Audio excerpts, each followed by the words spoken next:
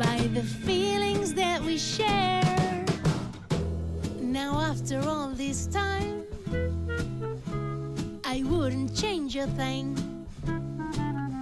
I'm so happy making dust ever since the Big Bang.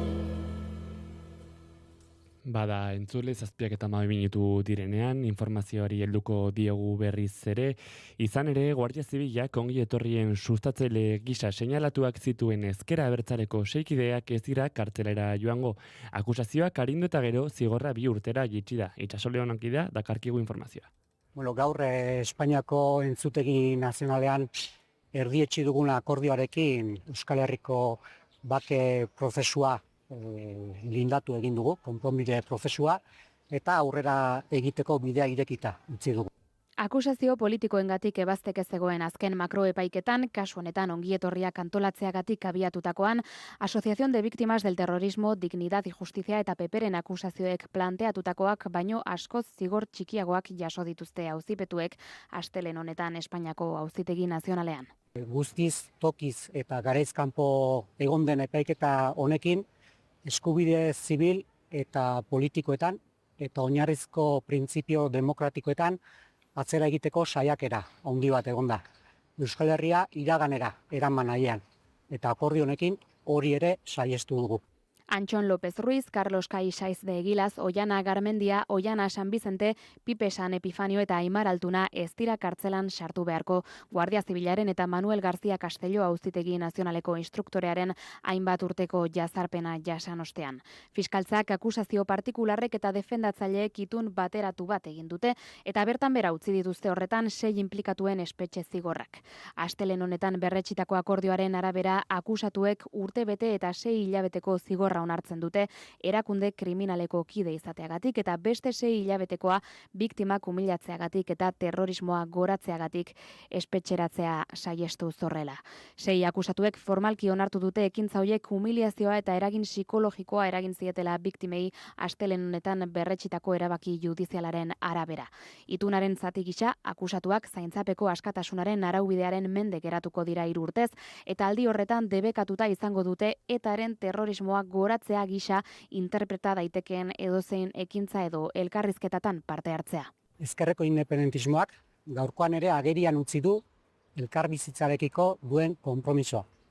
Eta gu geuk ere, gure aukeren arabera, gure irmotasuna eta jarrera eraikitzailea erakutsi dugu biktime guztiei ahalik eta min hori arintzeari dagokionez.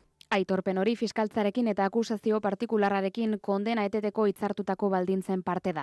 Akordioak gainera kalera.info edabide digitala eta bere plataforma elkartuak behin betiko istea jasotzen du, baita akusatuak 3 urte eta 6 hilabetez jarduera publikoetan aritzeko desgaikuntza berezia ere. Honako balorazio finala egin dute 6 kideek.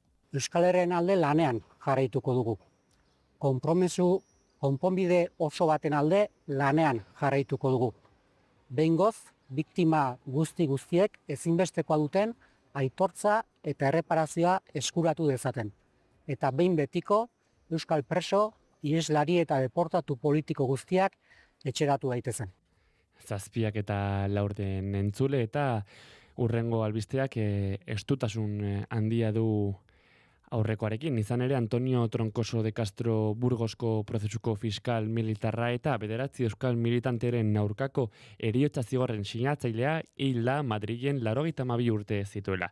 Bereziki gogoan dute akusatuek eta senideek Burgosen Eusko Gudariak abestu zuteneko erreakzioa, duela ia 55 urte. Frankismoaren eta euskal disidentziarekin duen zuzeneko liskarraren simbolo bat da.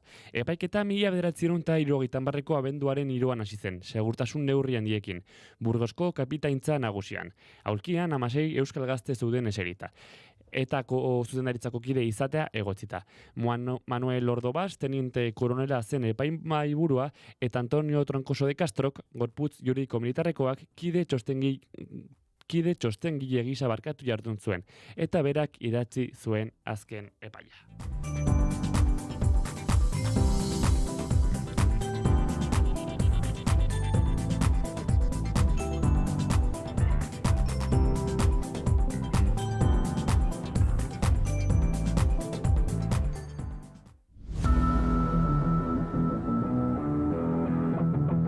kirol aria, naiz irratian.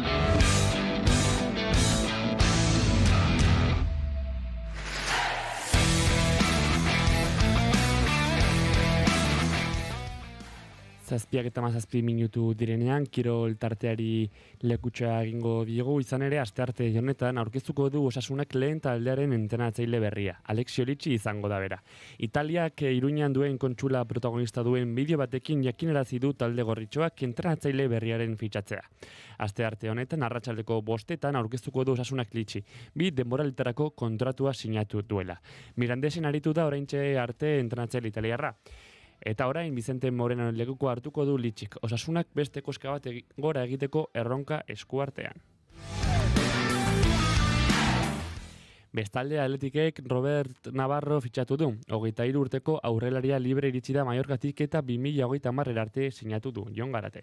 Zurrumurruek hala zioten eta halaxe gertatu da. Robert Navarro Atletikeko jokalari izango da. Gazteak eskarmentu handia lortu du, Osasuna, Barcelona, Monaco eta Realaren arrobietan. 17 urterekin iritsi zen txuri urdinen bigarren taldera eta ordutik gaur arte 89 partida jokatu ditu, maila gorenean baita Europan ere, non 2 gol sartu dituen. Robert Navarro 25 partida jokatu ditu azken denboraldian Mallorcan. Hegaleko eta erdiko eraso posizioak tartekatu ditu beti, eta proiekzio handiko jokalari gisa, ikusi izan da beti beheko mailetan. Espainiako selekzioan ere, etapa guztietan parte hartu du, 16 urte zazpikoetan hasi, eta 21 urte zazpikoetan amaitu arte. Pozik eta gogotxu azaldu da taldeari laguntzeko prest. Bueno, creo que es un paso importante en mi carrera, la verdad que llego con mucha ilusión, creo que el club está creciendo en todos los ámbitos, ¿no? Me gusta porque tiene mucha ambición y bueno, la verdad que con muchas ganas de empezar ya. Que llego con mucha ilusión, que me encanta entrenar, que bueno, que tengo muchas ganas de empezar a trabajar con el grupo y bueno, de conseguir todos los objetivos este año, ¿no? Robert Navarroren aurkezpen ofiziala demoraldi aurre hasi ondoren egingo da, zuzendaritza batzordeak egindako ildotik, haren kontratuak soldata egitura bat du, helburuen araberako aldagai osagai batekin. Aipatuko dugu Eibarreko futbol taldea Kiara Lakosta Nafarra fitxatu duela eta 2026ko ekainera arte sinatu duela. Zazpiak eta 20 jotzear direnean, aipatu behar dugu 1937ko maiatzaren 21 Habana ontzia Santurtziko portutik atera zela. Gerratik ies zijoa zen 3840 euskal aurrekin. Erresuma batura bidea. Baina nolakoak izan ziren aurreko egunak, nola antolatu zuten dena, benetako gertakarietan oinarritutako fikzio sonoroa sortu du bigarren kafean guztia kontatzeko. Hau da lehen atala.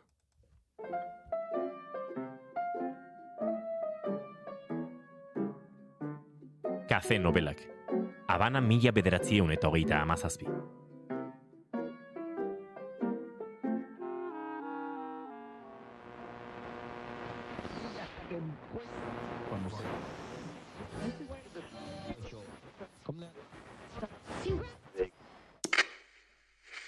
Alarma sirenak berriro entzun ziren atzo Bilbon arratsaldeko 3 jota zirela.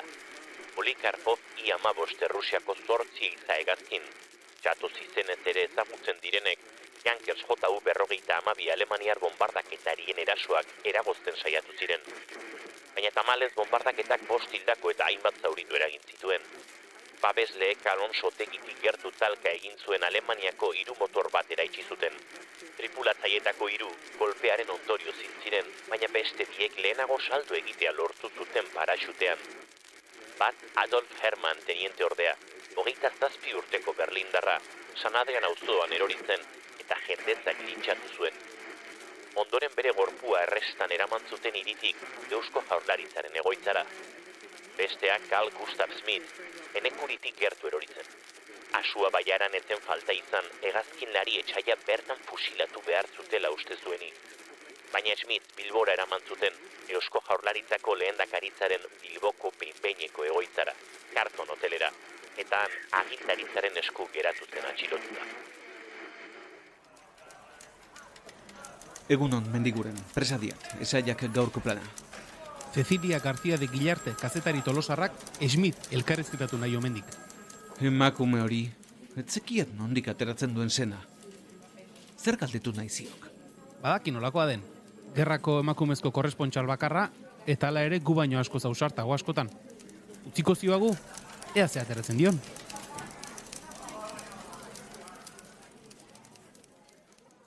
Nire izena Cecilia da, eta Carl Gustav Schmidt pilotu alemaniarraren ziegan egon berri naiz. Ona hemen nire kontakizuna. Uste dut Berlinen saltxitxak jan eta garagardoa edango zukeela. Esaten duten bezala, Hitlerren menekoen ohitura horixe bada. Hemen ura edan du gogo honez. Ile horia da, kaoba eta platino artean. Masai ezur sendoa, karratua. Begi urdinak, txerrikume arroxa batenak bezain txikiak. Ez du frantsesez edo espainolez hitzik egiten. Ingeles pixka bat, horrela ulertzen dugu elkar. Ni nazional-sozialista naiz, esan dit Schmidtek. Beste asko bezala Alemanian. Denbora asko omen zeraman lanik gabe. Egun batean, hitleriar gazten buruzagiek kontratu bat eskaini zieten Espainian lan egiteko ari eta haren lagunei. 300 pezeta hilean, janariaz eta arropaz gain. 3 hilabete dira, Sevillara iritsi zela, beste 3 lagunekin.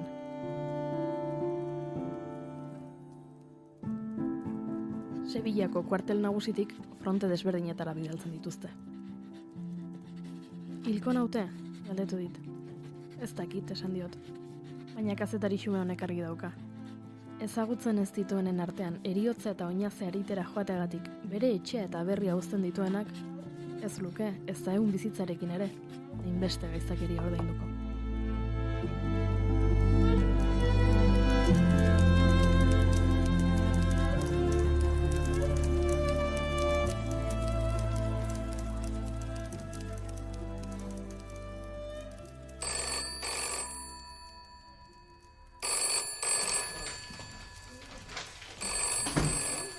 Esmezek ez dik informazio gehiagirik ematen. Alemaniar zikin hauek. Zer dakigu beste ez? Albiste txarrak. Apirilaren 5ean, J88 izataldeko laukide zeramatzan automobil bat harrapatu zuen Guardia Republikarrak Urkiola Otxandio errepidean. Karsten Wolf Harlin gidaria ihes egiten saiatu zen eta 4 egunera Harlinen gorpua Otxandiotik Mainariarako errepidean aurkitu zuten. Beste bidaiari bat, Paul Frisch interpretea Bilboko ospitale militarrean hiltzen. Ibilgailuko beste bidaiariak Walter Kinsley eta Godofredo Schulz Blank hegazkin tenienteak ziren. Larrinagako espetxera eraman zituzten. Schulzen egunerokoak turista edo ume batena dirudi, baina Kinsleyk datozen hilabetetako asmo eta aurreikuspena kontatu dizkigu. Larria da jauna, oso larria da datorrena.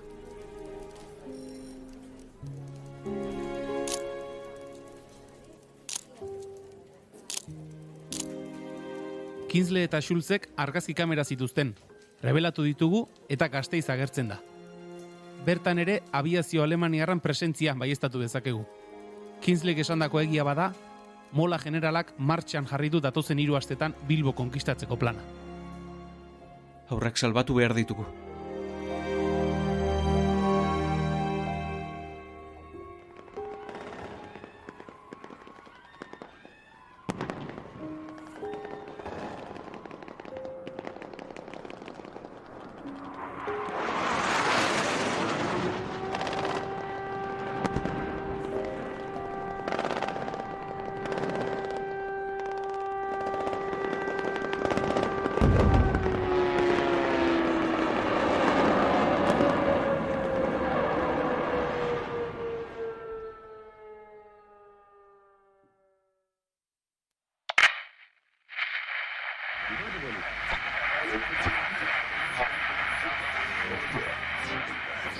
Atzoko egunean apirilak 18, gure hegazkinek Bilbo gainean egan egin zuten bombardak eta etsaiari aurre egiteko. Erasoan parte hartu zuen 2 motordunetako bat lurrera bota zuten eta 3 tripulatzaile alemaniarrak berehala hil ziren. Haietako baten gorpu aurkitu zuten Nerbio ibaian, emakumez mozorrotuta, ezpainak eta begiak margotuta.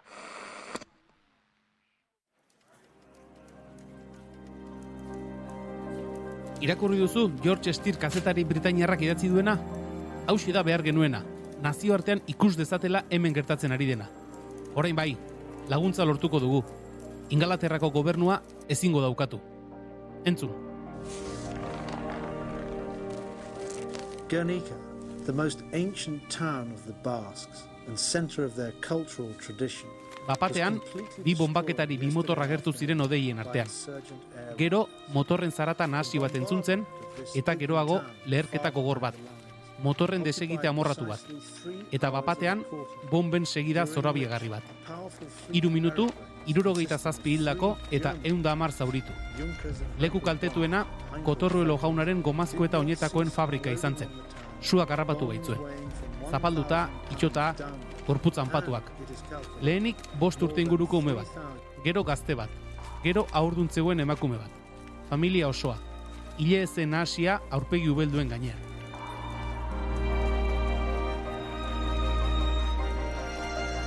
Erresuma Batuan voluntarioen talde bat sortu dute, National Joint Committee for Spanish Relief, guri laguntza eskaintzeko. Taldeko kide den emakume bat etortzeko prest omen dago. Bere laguntza behar du. Nola zuen izena? Lea Manning. Hori da, Lea Manning. Bidaliko onbidapena EAJaren izenean. Esan bere laguntza behar dugula, berehala. Euskal umeentzako etxeak bilatu behar dituko. Erresuma Batuko andereñoen elkartean presidente izan zela zentzikuten, ezta? Harreman asko izango ditu. Ahalik eta esku gehien behar ditugu.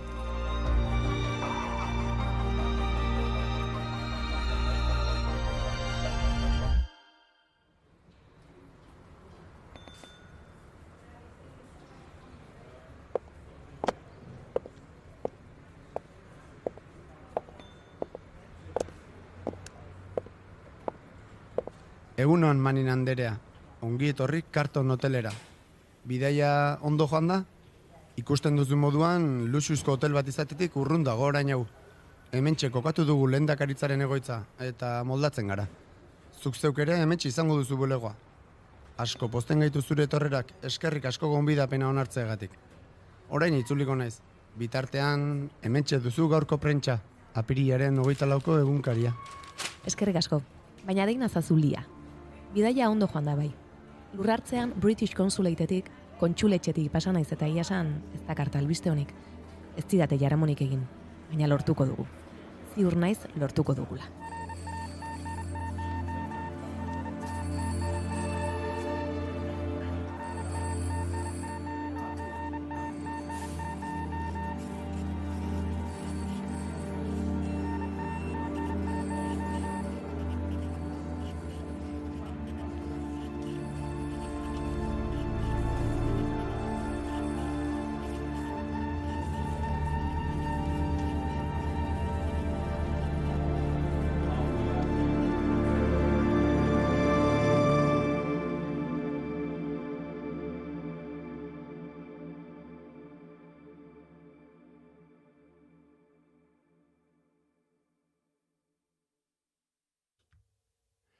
Bada, Habanaren podcastaren lehen atala entzunda egunero bezala 7:30 direnean, gara eta naiz.euseko editoriala entzungo dugu.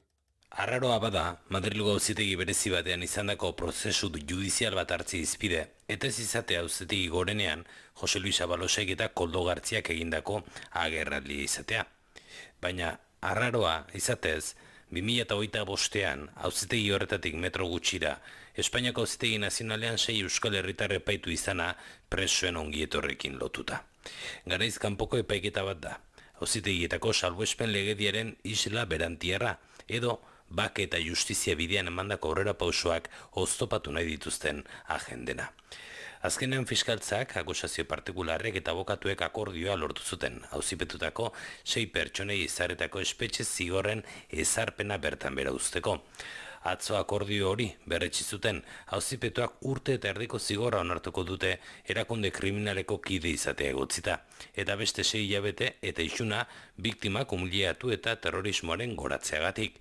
Horri, jarduera publikorako beste 3 urte eta erdiko mugapena gehitu behartzaio. Hartara ez dituzte espetxeratuko. Guardia Zibilak militante hauen aurkako jazarpena hasi zuenean eta Dignidad y Justizia eta PP akusazioetan gehitu zirenean helburu hauek zigortu eta espetxeratzea zen. Atzo, helburu argi hori utzi zen bertan behera. Horregatik, auzia bera zentzugabekeri izugarri izan arren akordioaren albistea baikorra da. Normala eta positiboa euskal presoek askatasuna berreskuratzea denean preso kopuru areagotzeko saiakera bat zegoen. Euskal preso politikoen kolektiboa baliatu nahi zen aitzakia gisa, bide baketsu eta demokratikoekin honek hartu duen konpromisoa zalantzan jarriz. Baina, egia, justizia eta erreparazioa biktima guztiei zor zaiela euskal gizarteak partekatzen duen printzipioa da. Asko dago oraindik egiteko, eta ezin zaio utzi bidea saboteatzen eurei dagozkin urratsak eman ez dituztenei. Hori editoriala eta azalak, egunkariko azalak erreparatzeko tenorea dugu. Etxetik hasiko gara, egunero bezala, gara egunkariaren gaurko azala errepasatzen. Garako azaleko titular nagusiak horrela dio. Ongi etorrien sustatzaileak ez dira kartzelera joango akordioa lortu ondoren.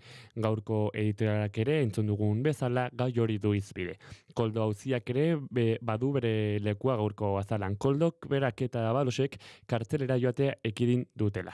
Argazki nagusian Irango erasoaren ondorioak agertzen dira. Israelgo 2 soldadu lehen planoan, Iranek jaurti zuen misil baten ondoan. Israelek erasoak areagotu direla aipatzen da ere. Berriaren titularrak hauxe dio gaurkoan. Ameriketako Estatu Batuen Katarreko aire basera misilak.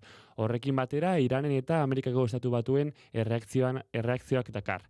Aludeiko gune militarra txikituta utzi duela adierazi du Irango armadak. Trumpen arabera erasoa oso ahula izan da, eta eskerrak eman dizkiote erani aurrez jakinarazteagatik. Bestalde, Oier Sanjurjori, Nafarroako ikastolen elkarteko lehendakari eta Osasunako kapitan Oiari egindako elkarrizketa agertzen da. Halaber, presoen ongietorrien auziko akusatuak ez dituztela espetxeratuko aipatzen da. Argazkia izpide gaurko berriaren azalean Irango armadako 2 komandante ageri dira. Mapa batean erasotua izan zen zonaldea mintzagai. Horrela dio deiaren lerroburu nagusiak. Eusko Jaurlaritzak erritmoari eutsi dio eta eskunduntza guztiak 2025ean nahi ditu.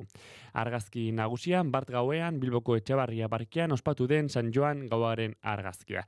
Notizias taldeko egunkariak izpide, Noticias de Gipuzkoa egunkariko argazki nagusiak Gipuzkoako esportazioen igoera dakar. Hain zuzen 6,4ko igoera. Zehazten duenez, CAF enpresak igoera hori bultzatu du.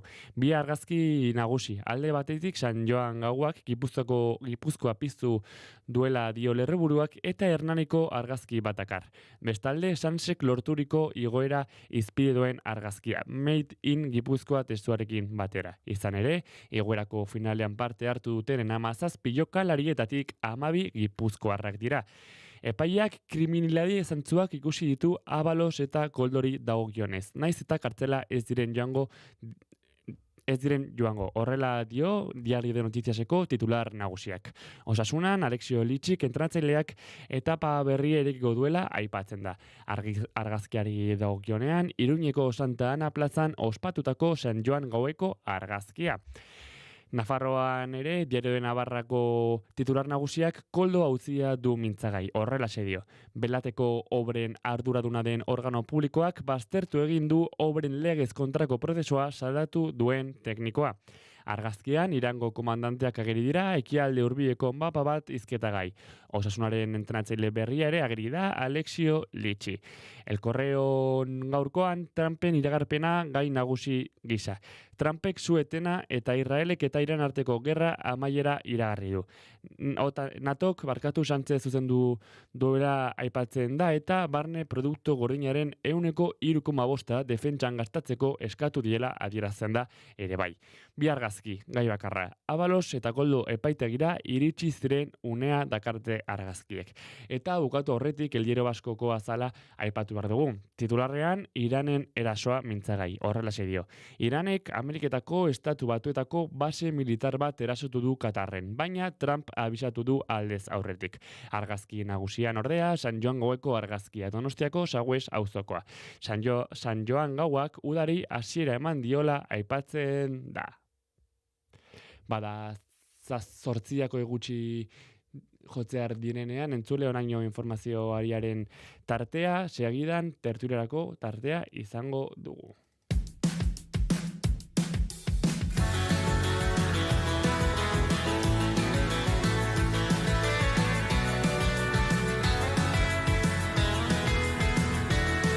Itxasua barretik itxasora, jauzi batez aurrea hartu, neguko gaueko lotzen eta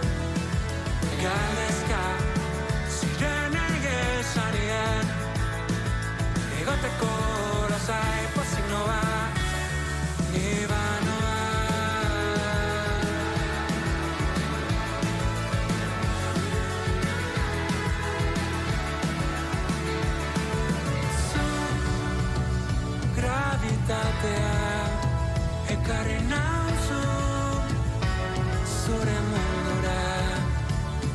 Zu ila sekretua galdezka zirenei esanien egoteko lasai pozinoa Ibaroa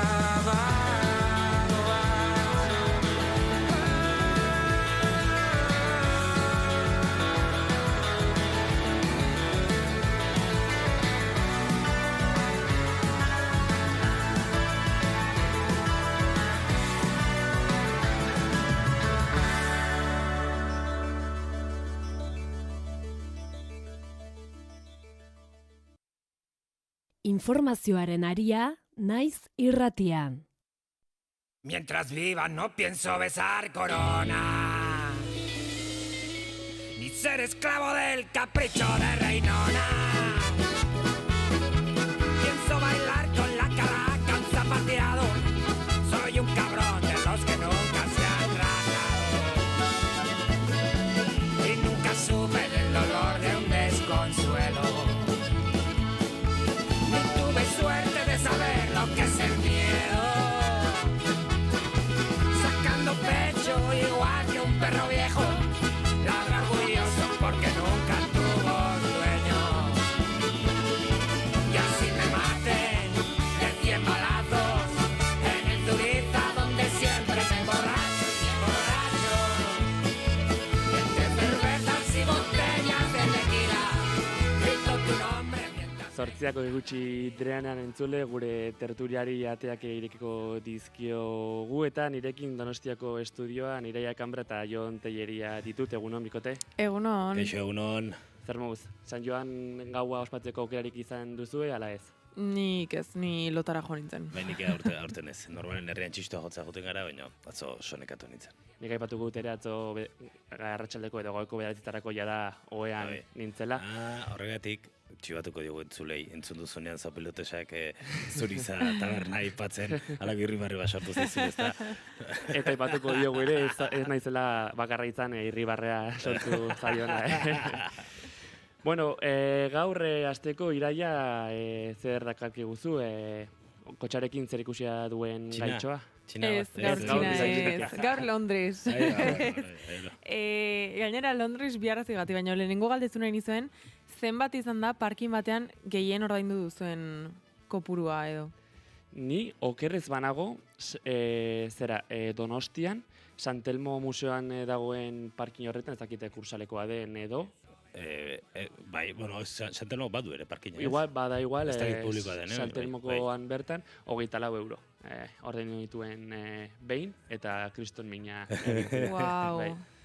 Ba, nik ere esango nuke parkin batean hori, baina Londres esan behar baduzu, esango dut, behin Londresera joan, manifestazio batera joan ginela, eta Londresen kaguk ez denik sartzerik etzegoenik eta kamarak, eta lehen ordu laurdenean, 150 poundeko bi isun jaso genitura, beraz, ordu laurdenean 300 pound.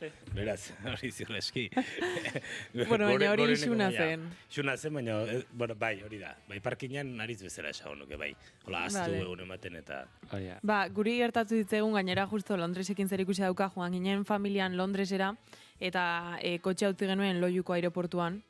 Berez aireportuetan merkeagoa da, ba, guri 4 egun, 120 euro atera zitzegun.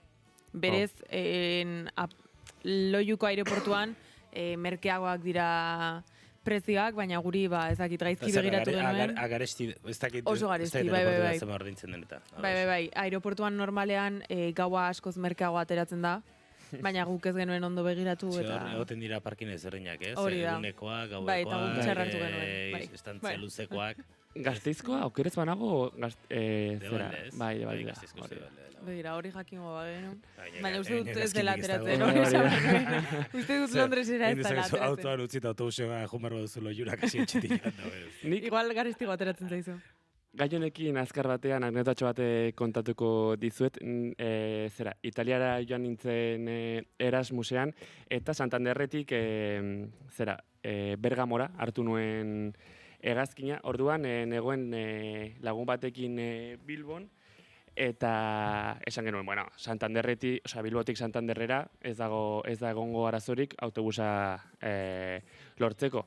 Orduan, joan ginen intermodalera, hartu nahi genituen biletak eta ez zeuden. Orduan, hegazkinak alde egiten zuen, orduan pagatu genituen 172 euro Bilbotik Santanderrerako bidaian, taxi batean. Eta hori izan zen Erasmusa hasteko erarik onena, izan zen mingarria. Begira, hori esaten duzula, guk behin Gasteizko aireportutik Donostiara etortzeko taxi bat hartu genuen, azken autobusa galdu genuelako, eta uste atera egula 350. Wow. Zenbaten artean? 8 artean sorte auki genuen. Baina, bai. Bueno, ez da, taxistak presa esan zegunean esan genuen, bueno. Donosti Iriazabal 50 euro zen ni umean itzenea, baina uste dut izetik izango dela, baina holako despiste batean hartu behar izan genugu gero da. Eta probestuko dugu Iker Gurutxaga agurtzeko, hemen nire ondoan dut eta aurpegiak jartzen ari ditu. Zeba, Iker? Ez, despiste handi xamarrak izan dituzuelako.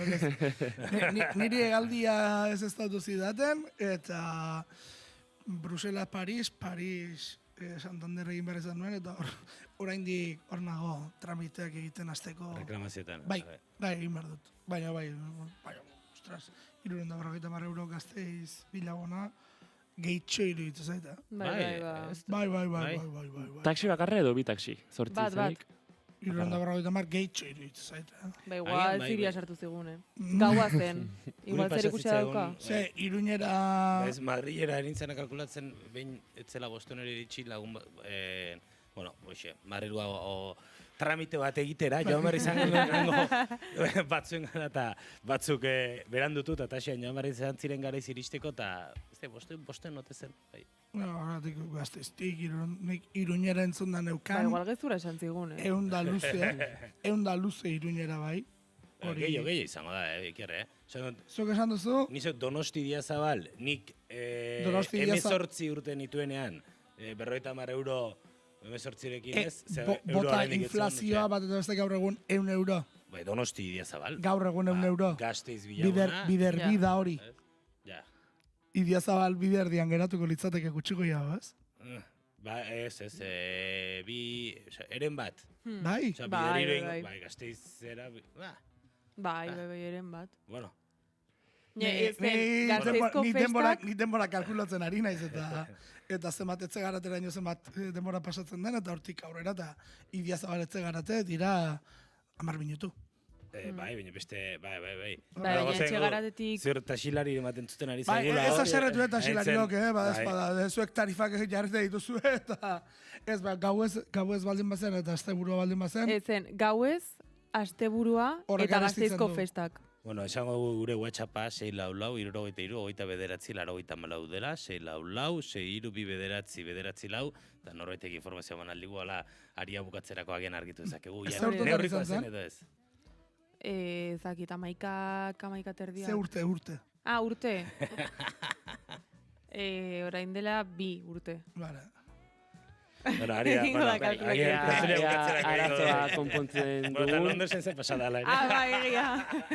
Ez, gauza izan da, atzo Twitterren ikusi nuela ari bat, neska batek esaten zuela Londres mendebaldean dagoen merkatal zentro batera joan zela bere 2 alabekin, eta 2 ordu 5.000 euro atera zitzaizkion. De dio. 2 ordu 5.000 euro. Bai. Zertan, nola? Aparkalekuan. Merkatal zentroko aparkalekuan, merkatal guneko zuzendariek esan dute segurenik sistemaren fallo bat zela, baina ez da gertatzen den lehen aldia. Baina gehiagotan gertatu da. Tarifa.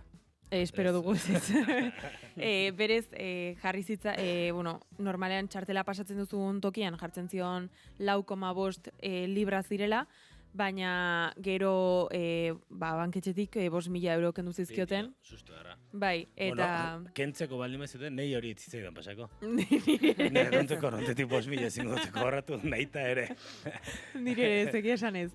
Euki behar dituzu horretarako. Horreatik. Bai, segulasuko sustartu zuen, eta orain epaiketetan eta daude, ez diotelako bueltatu nahi, baina, baina susto itzela. Niri hori gertatzen bazait, wow.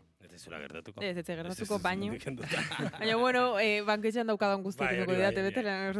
Uste dut, zuk 200 euro baldin baituzu kontuan da 5.000 saiatzen badira, 0 ematen dio. Ez dio ematen dio, ez da hola askita, kitxo. Bardun Londresera lasai. Izan bardu abantaiaren bat, diru gutxitzatea kontu korrontean. Gaurkoan ere bidaia Londresera iraiaren eskutik, abiar nora eramaten gaituzun. Ezakition, zein da gaurko? Bueno, hori beste bide txiki bat, Burgosera, eta historiara pixkat. Albiste egiten ari gara aipatzen, Troncoso fiskala hildela, berez garaian oso ezaguna izan omen zen, 1970an izan zen Burgosko epaiketa eta bertako fiskala izan zen. Eta, bere itzala oso ezaguna izan da, frankista garbia, eta igande honetan hilda, eta hortik albistetan aipatzen ari garela, eta, pixkatorako historia zati txiki bat edo egitearren, garaian Burgosko auziaren inguruko podcasta egin genuen, eta hortik rekuperatu dut, orduan troleatu hitza aditza etzen existituko, baina Troncoso hau troleatu zuten, eta hala kontatzen zuen Enrique Gesaraga auzipetetako batek. El ponente del Consejo de Guerra era un pájaro que se apellidaba Troncoso. Enrique Gesalaga auzipetua, el proceso de Burgos, Imanol Uribe, 1979. Que aconsejaba al presidente del tribunal. Entonces se me ocurrió hacer un juego de palabras y dije así en voz alta para toda la audiencia, ¿no? Pues aquí el fiscal ponente, ese señor tramposo, se está riendo de muchas intervenciones en la dirección y se ha reído porque le he visto yo y tal y le metí un rollo de estos y el tío se puso, se escandalizó, se puso muy rojo.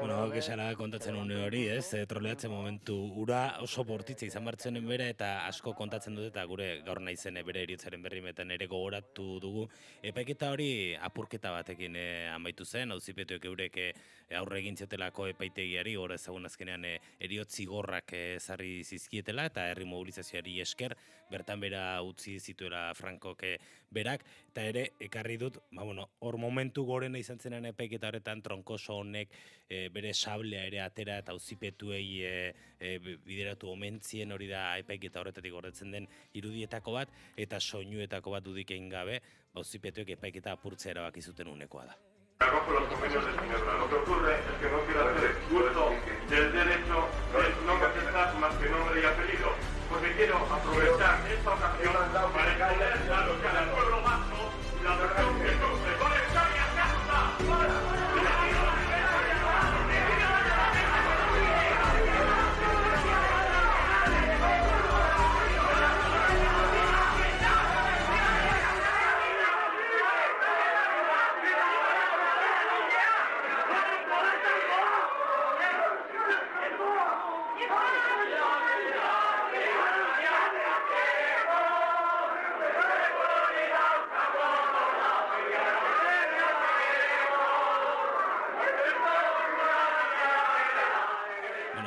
Irudikatu, Euskal Auzipetuak epaitegietan, Eusko Udariak abesten ari dira, tribunal militar baten aurrean, eriotza zigorre ezarri behar den tribunal baten aurrean, Troncoso fiskal hori gandean zendu dena sable eskuan hartuta auzipetuei sablearekin seinalatzen, euren eriotza iragartzen nolabait, eta horren aurrean, modu honetan, Burgosko auzi horretan epaitu zituztenak. Soinu originala da, hau ez da pelikula. Irudi potentea. Bai. Hausarta, bai. Eta garai hartan. Eta kontuak, bai. Hone esan behu entzulei, Burgosko auziaren inguruko podcast hori, gure bide batez. Ezagutze, ziur hasi gaztenek agian ez dutelako ezagutuko, eta nik uste oso interesgarria dela ezagutzea, oso, un momentu mugarria izan zelako, bai frankismoaren amaieran, eta Euskal Askapen movimenduaren historian, eta, gaurko goza asko ulertzeko ere balio duelako epaiketa hartan gertatutakoak ezagutzeak. Bai, ez da baina lako zelantzarik ez. Zenbat atal ditu podcastak? Bost uste dut zirela, bai, bost uste dut, bai. Izerdi batzu botata, Haundiak, bai.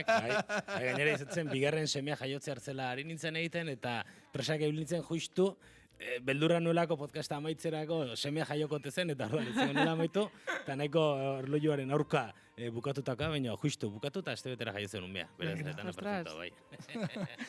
Gauzak ondo neurtuta. Bai, hori da. Baina, no. Interesgarria eta, bueno, horren inguruan, ze gutxi iritsi zaigun, hori ere egia da. Nik esan maraukat ez derrez. Enekin ez der. Sekula entzun gabe, ez? Izan Bai, zenik bai, ere ez? ez, Bai, ez. bai, imaginatzen dut. Bai, azkenan, bueno, neurria eta normal ere izan daiteke, eta hortik ere halako lanen helburua edo, ez? Gaztenei ere helaraztea, gertatu diren kontoien berri, ba, bueno. Bai, ze orain memoriarik eta egiten ari naiz, eta egia da, gu gazteago edo umeago ginela, zu nerabeago. Baina, gai hauek... Bueno, Burgosko zean nik jaio baina 12 urte lehen. Hori da. Baina, ez da nire gara. Esan nahi duena da, telebista publikoan dokumentalak edo gehiago egiten zirela, gai hauen inguruan, edo 80ko filmoteka ere gehiago astintzen zela, ez? Egia justu transizio garaiko gauzak justukoak daudela ere, Hori da. Ze adibidez, 36ko gerrakoak eta pixka gehiago Bai. kontatu izan dira. Baina gaur egun horrelakorik ez dela egiten, ez emititzen, ez zer. Bueno, aurreratuko dugu, hau 1970 eta orain ari garela lantzen, 1975 lotutako antzeko beste podcast serie bat, kasu horretan, 75 horretan, iraiaren 27an txikita otaegi fusilatu zituzten, urrengo handik 2 hilabetera hiltzen Franco, handik 2 hilabete eta oso egun gutxitara ezarri zuten Juan Carlos Borboikoa errege, aregi 2 hilabetetan transizioaren mugarri izan ziren, garaia izan ziren, eta bigarren kolpe baten bagoazela horrekin, hori udazkenerako edo argitaratuko. Hortxe lehendik eta behin Burgoseko auziaren gomendio eta bigarrenik aurrerapen. Hau, ezakitik taxi tarifen kontua argitu duzu. Bai. Bueno, kalkuluen arabera tarifak indarrean 2024ko tarifen arabera alegia eta berrak omen ziren 23an. Joan etorriak kobratu izan balizu ere. Bai, joan etorriak kobratu zegoen. 260 euro izan beharko zuen. Eta zer kulako ziria. Gaua eta plus Ez. Gasteizko festetako tarifaren arabera. Bueno, lokalizatu egin behar dugu taxilari hori, Beira. Joan etorriak... irudia gardu, Joaneko asoilek izango balitz, kobratu zizu bandera jetxiera eta Joanekoa, izango ziren, 122,76 euro. Joan etorrekoa kobratzen dutela, ez? Bai, hori esan zegoen. Baina 260,76 izan berko luke. Eta izan zen, 300? 300, gutxi 320 edolako zerbait. Da, 300 euroko plus bat. Ez, plusa igual, ez. 300 plus hori izan daiteke, bai bilbidearen arabera, izan daitezke horra... Bai, velozidadea... Igual gehiagiz apalduziarako. Ez dakit.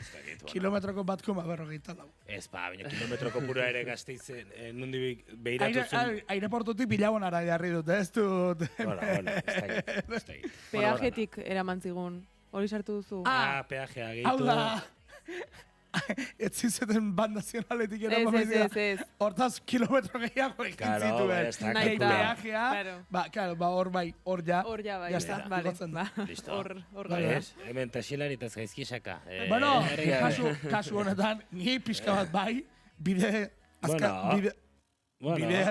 luze sego. Bueno, Bilabona, justu ni askotan zalantza izatu dut, hori da, Elgoi Bartolosa, Zumarragatik, Oierritik etorri, Donostiatik etorri, denbora ia berdina da, luzexoa da, bueno, zalantzazkoa dela zein dela, bide azkarragoa. Bilabonatik uset minutu bateko aldea dagoela. Adibidez hori. Bai, justu muga izan behar du. Bueno, zentzuzkoari izan daitekela, beste bidetik bideo beha. Bai, bide erosoagoa hartu zuen. Erosoagoa, seguruagoa ere bai, etzegarat eta ene bata ez tira bate bide seguruak. Ez egia esan ez. Ganita xilarian alde. Bueno, argitu dugu kontua eta iraia izango duzu aukera lagunei desglosea egiteko. Bai, eta igual bazpara ez, hoberez gogoratzea. 8 minutu falta direnean Iker zein da gaurko kantua? 25 urte, nik azkeneko demoratan 25 urte betetzen ari diren kantuak ekartzen nabil, honeko 25 urte bete ditu horten.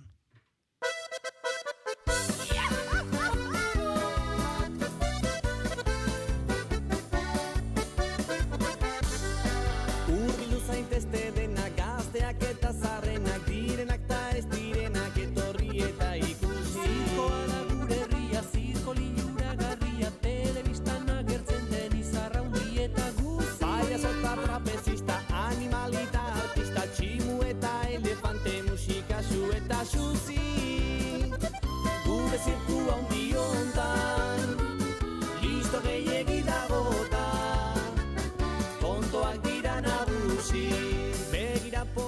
Bueno, egunon diskoa... Bai. Begire honez da, egunon diskotik, hau, zirkua, orainik ere entzuten dan kantuetako bada, eta zera, Euskal Selekzioa gainerakoak oso gutxi. Bai. Eta garaian diskoak jo Ez da zuen, diskortakoa egunon, hau Egunon, bai, ederra. Bai, ez, titula izena ematen ematen delako. dena, ez, bai, pentsatu, baina. Hori asko Baina hori, entzuten da, ez, egunon ez? bera, Bai. egunon bera, zirkua, eta Euskal Selekzioz aparte, oso gutxi entzuten dinak. Zirkoaren are asko agian, ez? Ez, azkeneko urtetan berreskuratu dute taldeak eta berreskuratu dute ari da zuzenan. Eskintzen, baina, bai, bitxi iruditu zait. Ba, 2000 urteko... Beraz kantu honek egiten badu ditu, disko guztiak egingo du. Hori da, diskoa da. Diskoak egiten ditu eta bosturtean. Horrelakoak bereziki herriko jaietan entzuten ditugu esango nuke, ez da? Bai, nik bintzat bai. Bai. Bueno, nahi kotxan ere bai, Ez da soili jaietarako kontua izaten Hori nintzat. adin kontua sartzen ari gara. Bai, berriz ere. Adin arrakala gure tertuliatxoan. Adin kontuak, amaiketakoa gaur, Amaiketan, kuk gaur amarretan ezin dugu. Ez hori da gaur amaiketan. Hortaz, amaiketakoa. Ados, ordu bete beran dago. Claro, amaiketakoa, nik urte bete nituen larun batean. Gari duzu zer edala. Bai, amaiketan. Bueno, zorionak Iker urte eskutako. Bueno, entzule, 8 jo berri, onaino gure tertuliatxoa, gero arte. Gero arte.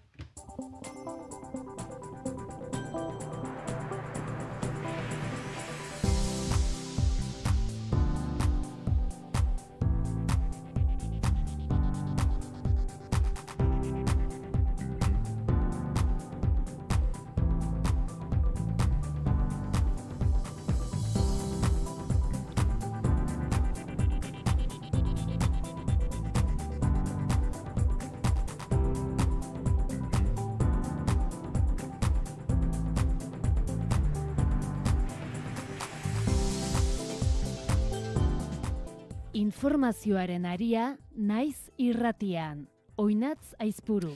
Egunon guztioi, egunon entzule, gaurrilak 24 astea artea da, 8:01 informazioaren ariaren lehen edizioan zaude. Euskal Herrian gauerdia zenean Donald Trumpek iragarri du Israel eta Iran su-eten akordio batera ailegatu direla, aitzitik orduek aurrera egin hala elkar erasotzen jarraitu dute. Iranek gezurtatu egin du su-etenik adostu duenik, baina horretarako prest agertu da. Aritz Santa Maria, egunon.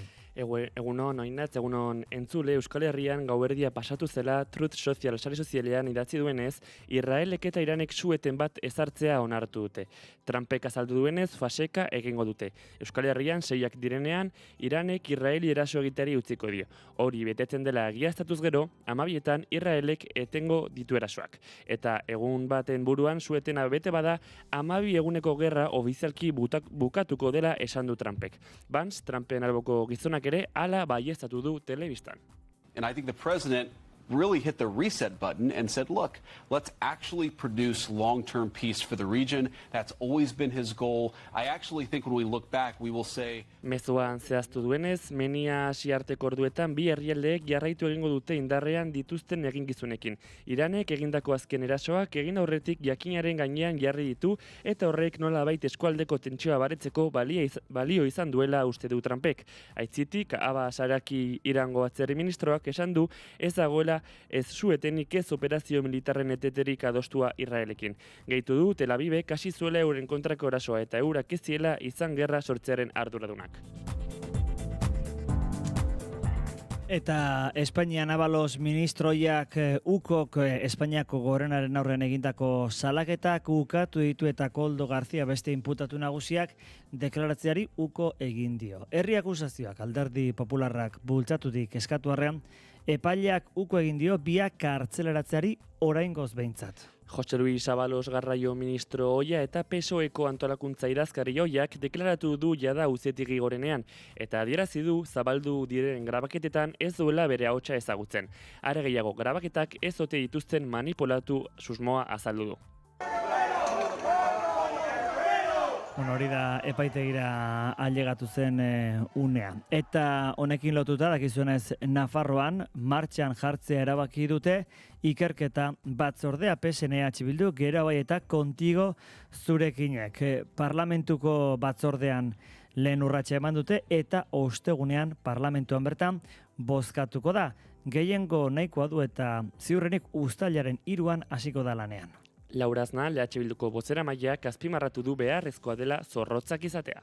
Oso zorrotzak izaten jarraituko dugu, ustelkeriaren aurrean erantzunak 0 tolerantzia izan behar baitu. Bestalde lan munduan Errioxako 45 urteko gizonezko bat hilda Altsasun baso lanak egiten ari zela. Ez beharra iristeko zaila den zuaizti batean gertatu da, Auntzetako parajean, Altsasun. Lehen ikerketen arabera, adar bat erori zaio basoko lanetan ari zen gizonari. Eta elaren aburuzea jota proposatutako enplegu publikoaren lege aldaketa gaztelaniaren nagusitasuna finkatuko du eta euskaldunen hizkuntza eskubideen kalte izango da. Labek administrazioaren euskalduntzean atzera egiteko arriskuri ateak zabaltzen dizkiola salatu du berriz. Laben ustez, enplegu publikoaren legea erreformatzea ezinbestekoa da oldarraldi judizialari aurre egin eta administrazio publikoaren euskalduntzean jauzia egiteko. Baina erreforma hori norabide egokian izan behar dela dio, ez edozein erreforma. Hala, Labek dei egin die alderdi eta sindikatu euskaltzaleei zein euskalgintzari adostasunak eraiki eta elkarlanean administrazioa osoki euskalduntzeko paradigma berri bat indarrean jartzera. Eta Guardia Zibilak ongi etorrien sustatzaile gisa seinalatu zituen Ezker Abertzaleko seikideak ez dira espetxera joango, zigorra 2 urtera jaitsi ondotik. Akusazio politikongatik ebazteke zegoen azken makroepaiketan, kasu honetan ongi etorriak antolatzagatik abiatutakoan, AVT, Dignidad y Justizia eta PPren akusazioek planteatutakoak baino asko zigor txikiagoak jaso dituzte auzipetuek astelehen honetan Espainiako Auzitegi Nazionalean. Aimar Altuna. Guztiz, tokiz eta garaizkanpo egon den epaiketa honekin, eskubide zibil eta politikoetan eta oinarrizko printzipio demokratikoetan atzera egiteko saiakera handi bat egonda. Euskal Herria iraganera eraman nahian eta akordio honekin hori ere saihestu dugu.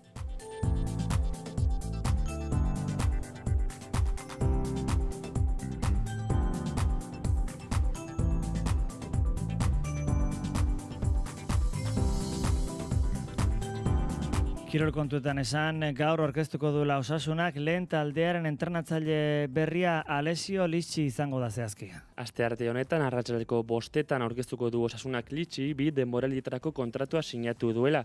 Mirandesen aritu da oraintxe arte entrenatzaile italiarra. Ia lehen mailara igotzeko balentria ere lortu duela, baina azken txanpan eman behar izan zuen amore.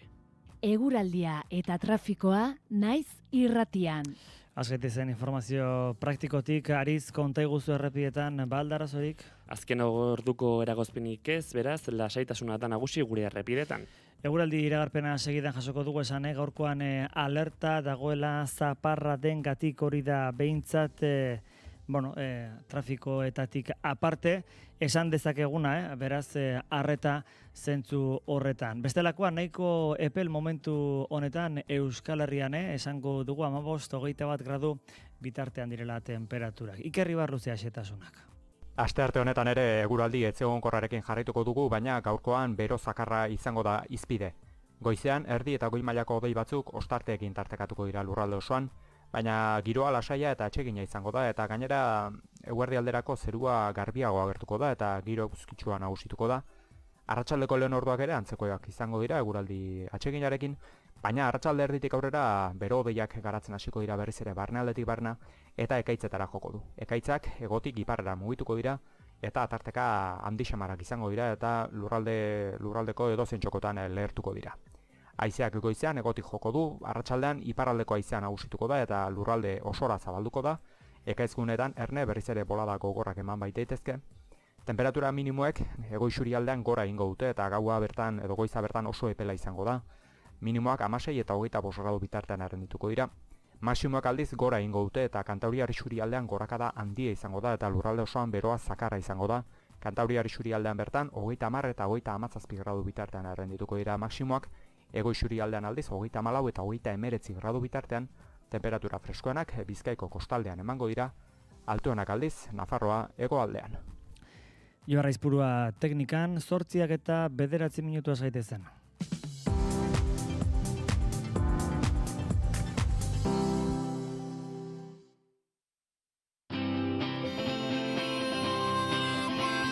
badatoz San Pedro Aldimara. Ekainaren 26an botako du txupina Gaztebarri dantzataldeak. Eta ekainaren 29 arte makina bat ekitaldi eta mota askotakoak. Kontzertuak, bertsolariak, hainbat lehiaketa, jolasak, omenaldia herriko nagusiei eta azken egunean, Domekan, jaien amaiera Ruper Ordorikaren kantaldiarekin. Egun horietan, Diman, ez da eraso sexistarik onartuko. Eta udalak eskatzen die, bertaratzen direnei, ingurumen zoragarri honekin errespetuz jokatzeko. San Pedroak Diman, ekainaren 26tik 29.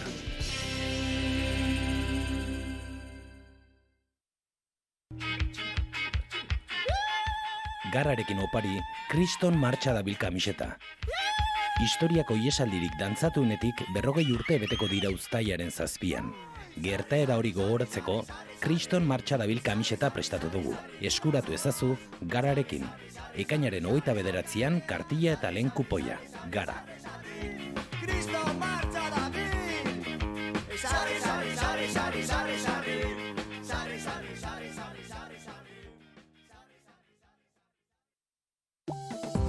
Informazioaren aria.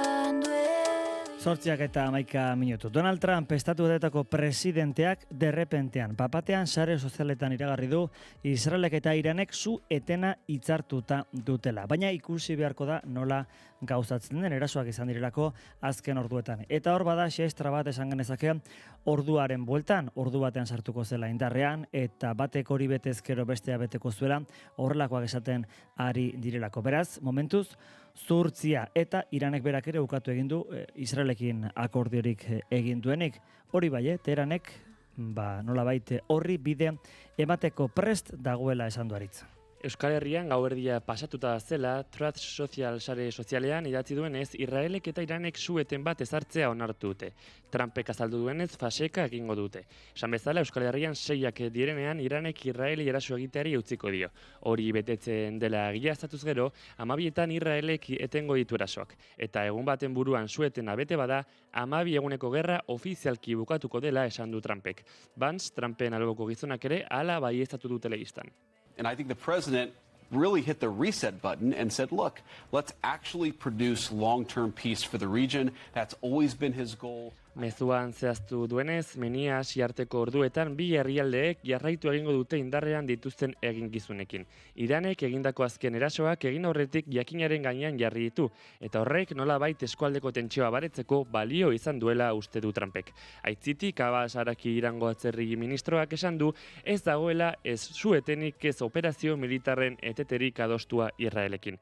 Gehitu du, halaber, Tel Avivek hasi zuela euren kontrako erasoa, eta eurak ez ziela izan gerra sortzearen arduradunak. Hala baina, erasoak gelditzeko aukera hitz egin du harrean atzerri ministroak. Goizeko 4etan Israelek erasoa eteten baditu, eurek ere egingo zuketela iradoki du. Hain zuzen, goizeko 4ak pasata, Irango edabideek Teheranen zenbait leherketa izan direla esan dute. Ordu batzuk lehenago, Israelgo armadak Teherango 6. eta 7. auzoak ebakuatzeko agindu du. Bertako azpiegiturak izan zirelako euren helburu. Horren ondoren, bai batak eta bai besteak erasotzen jarraitu dute, eta Israelek esan du goizeko 5etatik 6etara Iranek Israel erasotu duela. Ikusiko da beraz, datozen orduetan, su-eten hori egi bihurtzen ote den. Hori beraz, azken minutua edo azken ordukoa esan genezake, duela gutxi jakintakoa eta bata besteari erasotzen jarraitu bai, baina esandakoa su-eten bat omen dago mai gainean ikusiko da beraz ordueka aurrera egin ala zer gertatzen den. Bueno, neurtuta baina etenik gabe izan ere, Iran, Israel eta Estatu Batuetako harreman horretan misile jarraitzen dutelako agintzen, ikusiko da diplomaziak kasu honetan gailentzen ote dion guzti honi. Teheranek Washingtonen erasoari erantzuteko, azken honek Katarreko base militarari eraso baitio eta Israelek Iranen kontrako bombardaketa berriak egin ditu. Iragarritakoa bete du Teheranek beraz, Estatu Batuen zonaldeko base militar nagusiari eraso eginda. Katarren duen Al-Udeiko base izan da erasoren muga.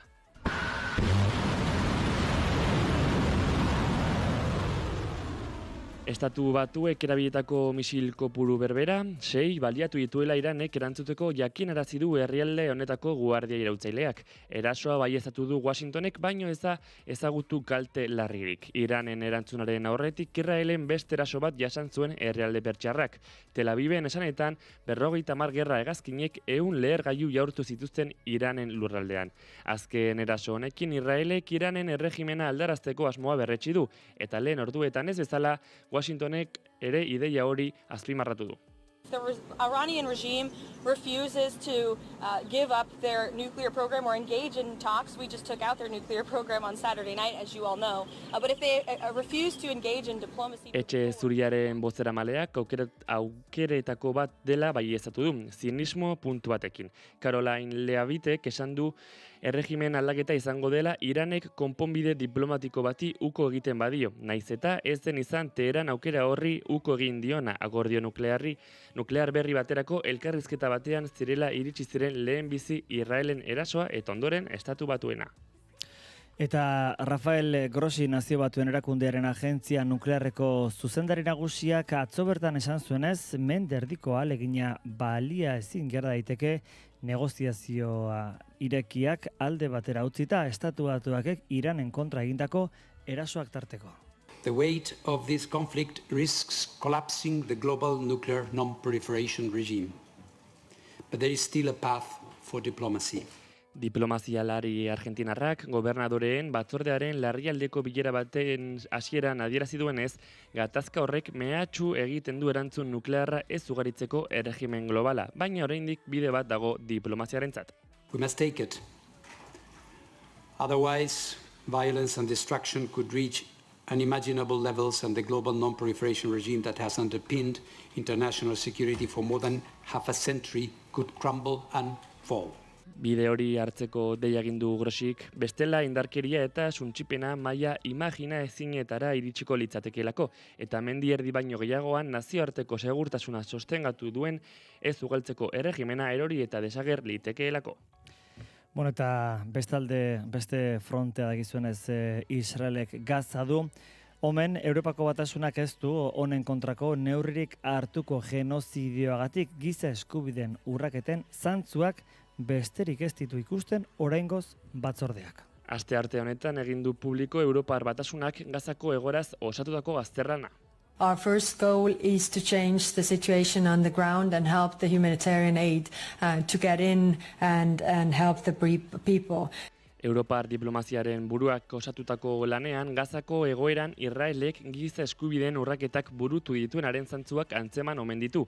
Horraino iritsi da 22 hilabeteko genozidioaren inguruan batzordeak egin duen analisia. Besteak beste, Espainiak eta Belgikak egindako esakariak ez ditu aintzat hartu oraingoz Europar batzordeak. Tenemos que tener valentía. La hora de las palabras, la hora de las declaraciones ya quedó atrás. Los palestinos gazatíes necesitan acciones. Y por lo tanto lo importante hoy no es denunciar. No son las denuncias las que van a parar esta guerra inhumana en Gaza. Son las acciones. Espainiako atzerri ministroak hitzak alboratu eta ekintzak eskatu dizkie estatukidei. La suspensión inmediata del acuerdo de asociación.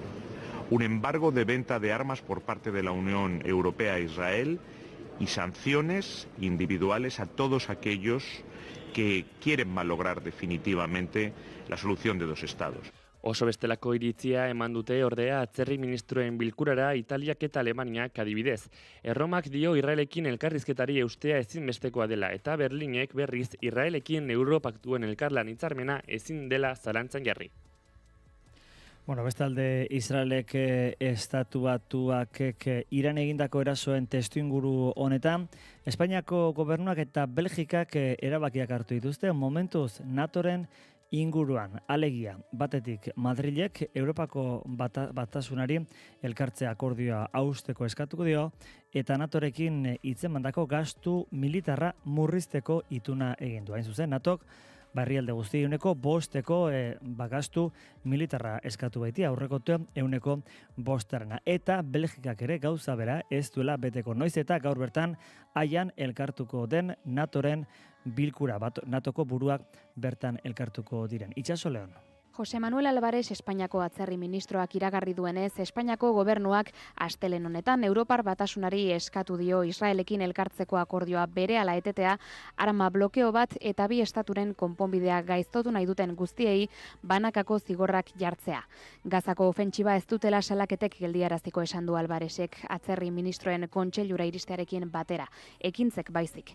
Espainiako diplomazia buruaren ustez hitzen garaia atzean geratu zen eta horregatik ausardia erakusteko eskatu dio Europar Batasunari. Kanpo harremanetarako Europako zerbitzuak joan den ostiralean aurkeztutako berrikuspen txostenaren ondoren ekintzara pasatzeko.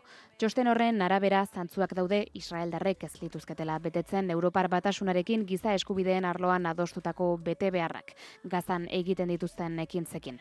Ordu batzuk lehenago Espainiako gobernuak beste erabaki bat iragarria zuen, kasu honetan NATOrekin hitzartutakoa. Pedro Sánchez Espainiako gobernuko presidenteak bere barne produktu gordinaren 2,1% defentsan gastatuko duela ziurtatu zuen igande honetan, ez gehiago, ez gutxiago NATOrekin 5% iristetik salbuesten duen akordioa lortu ostean. España, por tanto, no va a gastar el 5% de su PIB en defensa, pero su participación, peso y legitimidad en la OTAN siguen intactas, con todos los deberes, con todos los derechos que ello conlleva. Gastu militarra handitu nahi duten herrialdei errespetua adierazi zien Sánchezek eta NATOn asimetria bat egongo dela azaldu. Horren ondorioz, aliatu guztiek ez dute 1% gastatuko eta normala eta saihestezina dela uste du. España, en ese contexto, tiene una vocación clara, y es la de la paz y el desarrollo, la cooperación y el multilateralismo. No queremos más conflictos, lo que queremos son más derechos, más justicia, más dignidad, porque la mejor forma de evitar guerras es generar prosperidad y esperanza. Informazioaren aria. Eta atzokoan berriz ere ikusi genuen irudia, Euskal Herritarrak Espainiako auzitegietan eta kriminalizazioari lotuta espetxe zigor mehatxuarekin gainean. Azkenean ordea, ez dira espetxera joango ongietorren sustatzaile gisa Guardia Zibilak seinalatutako Ezker Abertzaleko 6 kideak akusazioak arindu ondorean zigorra 2 urtera jaitsi baitiete. Itxaso Leon. Bueno, gaur Espainiako entzutegi nazionalean erdietsi dugun akordioarekin Euskal Herriko bake prozesua lindatu egin dugu, konponbide prozesua, eta aurrera egiteko bidea irekita utzi dugu. Akusazio politikoengatik ebaztek ez zegoen azken makroepaiketan, kasu honetan ongietorriak antolatzeagatik abiatutakoan, Asociación de Víctimas del Terrorismo, Dignidad y Justicia eta Peperen akusazioek planteatutakoak baino askoz zigor txikiagoak jaso dituzte auzipetuek astelen honetan Espainiako Auzitegi Nazionalean. Guztiz, tokiz eta garaizkanpo egon den epaiketa honekin, eskubide zibil eta politikoetan eta oinarrizko printzipio demokratikoetan atzera egiteko saiakera handi bat egonda. Euskal Herria iraganera eraman nahian eta akordio honekin hori ere saiestu dugu. Antxon López Ruiz, Carlos Kai Saiz de Egilaz, Oiana Garmendia, Oiana San Bizente, Pipe San Epifanio eta Aimar Altuna ez dira kartzelan sartu beharko. Guardia Zibilaren eta Manuel García Castelló Auzitegi Nazionaleko instruktorearen hainbat urteko jazarpena jasan ostean. Fiskaltzak akusazio partikularrek eta defendatzaileek itun bateratu bat egin dute eta bertan bera utzi dituzte horretan 6 inplikatuen espetxe zigorrak. Astelen honetan berretxitako akordioaren arabera akusatuek urtebete eta 6 hilabeteko zigorra onartzen dute erakunde kriminaleko kide izateagatik eta beste 6 hilabetekoa biktimak humilatzeagatik eta terrorismoa goratzeagatik espetxeratzea saiestu zorrela. 6 akusatuek formalki onartu dute ekintza horiek humiliazioa eta eragin psikologikoa eragin zietela biktimei astelen honetan berretxitako erabaki judizialaren arabera. Itunaren zati gisa akusatuak zaintzapeko askatasunaren araubidearen mende geratuko dira 3 urtez eta aldi horretan debekatuta izango dute etaren terrorismoa goratzea gisa interpreta daitekeen edozein ekintza edo elkarrizketatan parte hartzea. Ezkerreko independentismoak gaurkoan ere agerian utzi du elkarbizitzarekiko duen konpromisoa. Eta gu geuk ere, gure aukeren arabera, gure irmotasuna eta jarrera eraikitzailea erakutsi dugu, biktime guztiei ahalik eta min hori arintzeari dagokionez. Aitorpen hori fiskaltzarekin eta akusazio partikularrarekin kondena eteteko hitzartutako baldintzen parte da. Akordioak gainera kalera.info edabide digitala eta bere plataforma elkartuak behin betiko istea jasotzen du, baita akusatuak 3 urte eta 6 hilabetez jarduera publikoetan aritzeko desgaikuntza berezia ere. Honako balorazio finala egin dute 6 kideek. Euskal Herriaren alde lanean jarraituko dugu. Konponbide oso baten alde lanean jarraituko dugu. Behingoz, biktima guztiek ezinbestekoa duten aitortza eta erreparazioa eskuratu dezaten. Eta behin betiko, euskal preso, iheslari eta deportatu politiko guztiak etxeratu daitezen. Eta bestelako kontuetan eta ustelkeriarekin lotuta Espainiar estatuan dakizunez Abalos, Koldo eta Zerdanen kontua direlako albiste eta titular. Atzokoan Abalos bera auzitegian izan zen deklaratzen eta ukatu egin zuen Espainiako auzitegi gorenaren aurrean ministro ohiak ukok egindako salaketak. Eta Koldo Garzia beste inputatu nagusiak ere deklaratzeari uko egin zion. Alderdi popularra da tartean herri akusazioetako bat eta honek eskatu arren epaileak ez ditu espetxera bidali oraingoz behintzat. Jose Luis Abalos Garraio ministro ohi eta PSOEko antolakuntza idazkari ohiak deklaratu du jada auzitegi gorenean eta adierazi zuen zabaldu diren grabaketetan ez duela bere ahotsa ezagutzen. Are gehiago, grabaketak ez ote dituzten manipulatu susmoa du.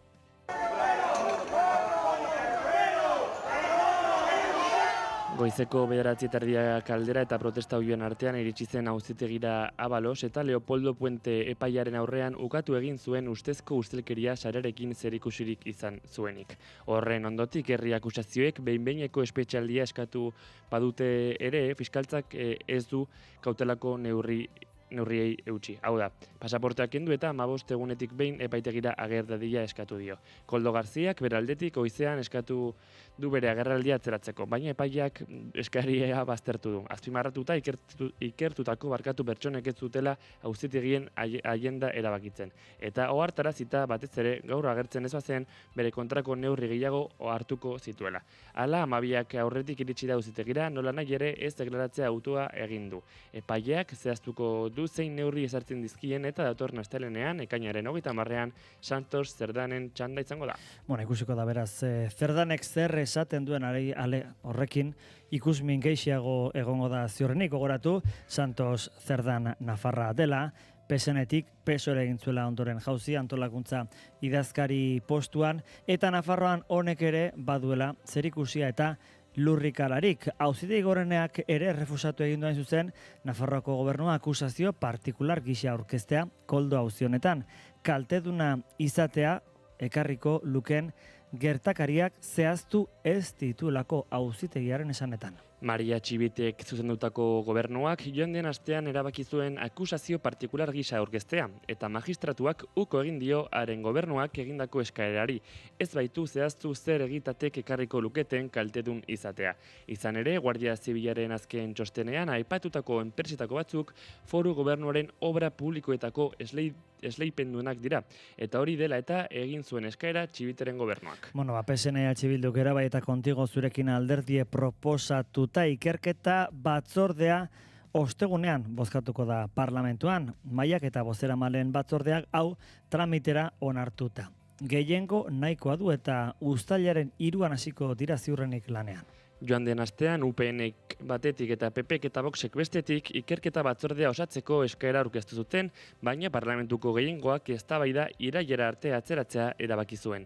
Hala ere, astean zehar, Guardia Zibilaren ukok Santos Zerdanen paperari buruzko dokumentuak filtratu zituen eta ondorioz Ramon Alzorriz PSNeko bozeramaileak dimisio eman zuen. Egoera hartan, parlamentuko gehiengoa osatzen duten 4 alderdiek ikerketa batzorde berri bat bultzatzea erabaki zuten. Eta gehiengo hori da batzordea eratzeko beharrezko urratsak egiten ari dena. Ikerketa batzorde honen helburua Nafarroako gobernuak okuren dokumentuetan aipatutako enpresei emandako kontzezioak aztertzea izango da. Horrela, Maria Txibit lehendakariak iragarritako auditoriai gehituko zaie ikerketa hau. Laura Aznalea Bilduko bozeramalea beharrezko dela zorrotzak izatea eta gainera ikerketa batzordeko buru izateko borondatea helarazi die gobernuko kidei. Oso zorrotzak izaten jarraituko dugu, ustelkeriaren aurrean erantzunak zero tolerantzia izan behar baitu. Informazioaren aria.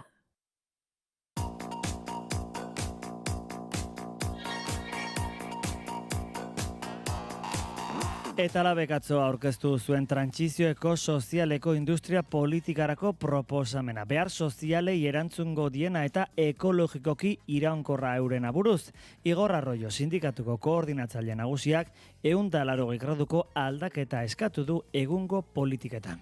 Lakuako gobernuaren industria planaren balorazioa ere egin du Arroyok. Labek kontinuistatzat eta gutxiegitzat jo du plan hori eta dokumentu bat jaso du. Horren arabera, krisi ekologikoaren larritasunak jada ez du ñabardurarik onartzen eta beraz, hondamendi klimatiko eta ekologiko atera ezin batera atarian gaude. Eszenatoki konplexu horren aurrean egiaztatu da hazkunde ekonomikoa, lehiaren hobekuntza eta ingurumenaren babesa uztartzeko merkatu mekanismoak porrot izan direla. Kapitalarentzat premisa argi bat dago. Trantsizioa ekologikoa baino lehen errentagarria izan behar da. Labek azaldu duenez eta jarrera horren bi ondorio nagusia aipatu ditu. Batetik, irabazi itxaropena behar bezain erakargarria duten produkzio sektoreetan bakarrik inbertitzea da, eta bestetik inbertsio produktibo askotan lan baldintzen gaineko inkuntzaren batera doa, eta horrek prekarizatu edo suntsitu egiten ditu enpleguak. Testuinguru horretan, zentralak beste eragile batzuekin partekatuko eta kontrastatuko duen txostenak gai horri buruzko eztabaida sozial bat irekitzeko, behar diren 4 eraldaketa industrial motak marraztu ditu.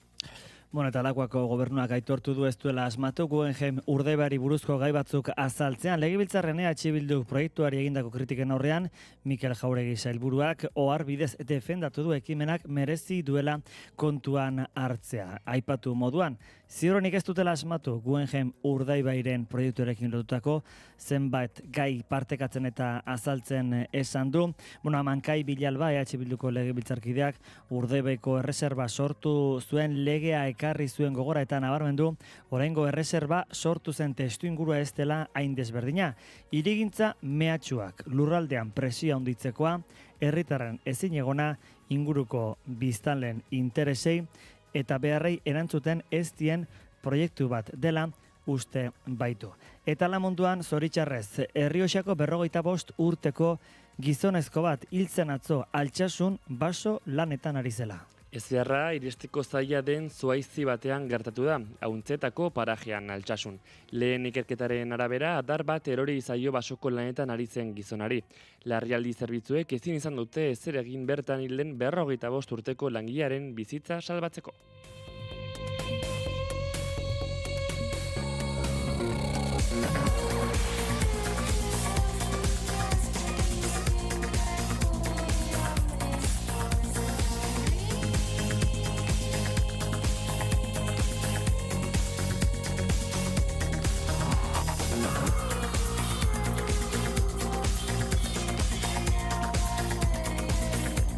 Bestalde, zinegoak Bilboko LGTBIQ+ zinema eta arte eszenikoen jaialdea atzo hasi zen, ofizialki Arriaga antzokian egindako inaugurazio galan, esan ezinen emanaldiak, Aner Peritz bertsolariaren parte hartzea, eta Sara Fantobaren Jone batzuetan filmaren aurre estreinaldiak girotu zuten ekitaldia. Galan, zinegoak 2025ko ohorezko saria eman zioten 0 Txou zinemagile taiwandarrari. Osasun kontuak direla eta Txouk ezin izan du Bilbora joan eta haren izenean bere zenbait filmetako argazki zuzendari Ojo Luik jasoko du. Hau ere, Taiwanako Kir zinemako erreferentzia baita. Saria damak babesten du ikusentzunezko sortzaileen eskubideak kudatzen dituen erakundeak. Zinema moldeak eta generoak apurtzeko duen gaitasunagatik nabarmentzen da. Historio realistak eta intimoak drama historikoekin. Thrillerrekin eta melodramekin kombinatuz. Beti ere estetika bizi eta zainduaz. 0 Txouren lana bisualki txundigarria izateaz gain, queer esperientzien irudikapenarekin ere konprometituta dago. Batez ere eta euren testuinguruan, non gai horiek oraindik ere erresistentziari eta kontserbadurismoari aurre egiten dioten.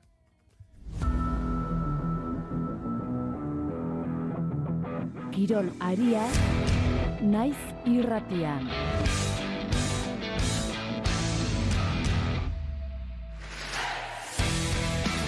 8:34 minutu jotzear kirol kontuak aipatzera, estudiora etorri zaigu Iraia Kamra, kaixo, egunon. Egunon, asteko astearte honetan aurkeztuko du Osasunak lehen taldearen entrenatzaile berria Alessio Listi izango da. Italiak Iruñean duen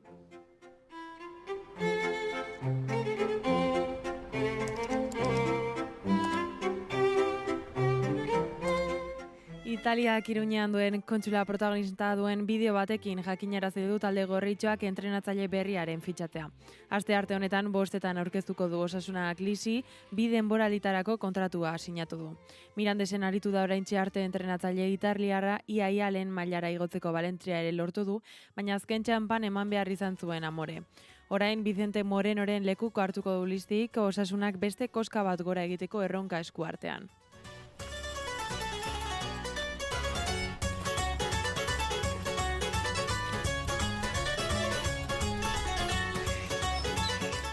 Bestalde, Atletikek Robert Navarro fitxatu du. 23 urteko aurrelaria libre iritsi da Mallorcatik eta 2030 arte sinatu du. Gazteak eskarmentu handia lortu du Osasuna, Barcelona, Monaco eta Realaren arrobietan.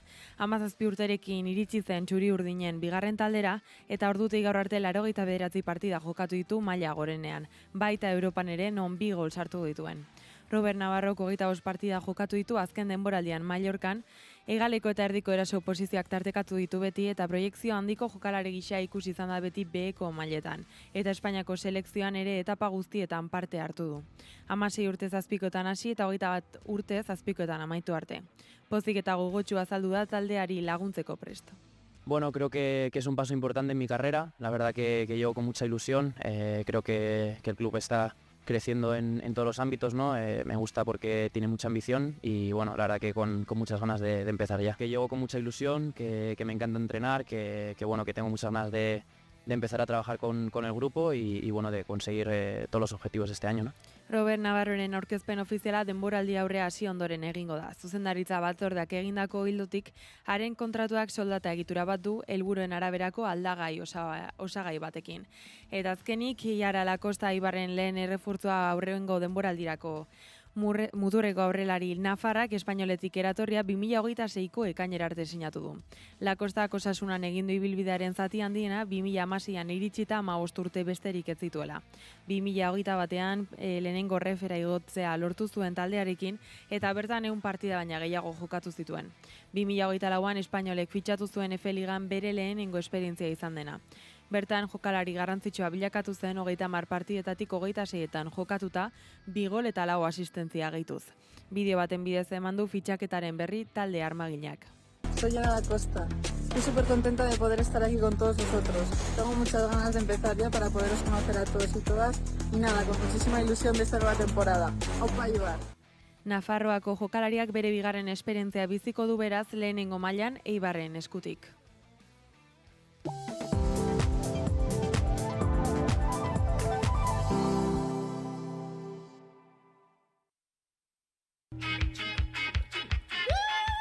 Garrarekin opari, Kriston martxa dabil kamiseta. Historiako iesaldirik dantzatunetik 40 urte beteko dira uztailaren 7. Gertaera hori gogoratzeko, Kriston martxa dabil kamiseta prestatu dugu. Eskuratu ezazu, Garrarekin. Ekainaren 29an kartilla eta lehen kupoia. Gara. Kriston martxa dabil! Sarri, sarri, sarri, sarri, sarri, sarri. Sarri, sarri, sarri, sarri, sarri, sarri.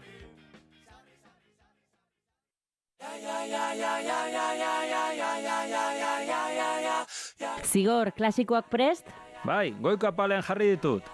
Aimar, eta nobedadeak? Nobedade honenak, aukeratuta. Peio, nola doa zurea? Zine eszena honenak aukeratuta, disekziorako prest. Nekan eta Itziar, telesaiak zer? Thrillerrak eta dramak fondoan.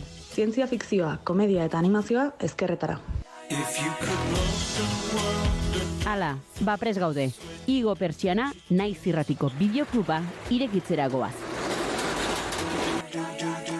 Maite, bideoklubetan beti egoten da pornoa. Pornoa?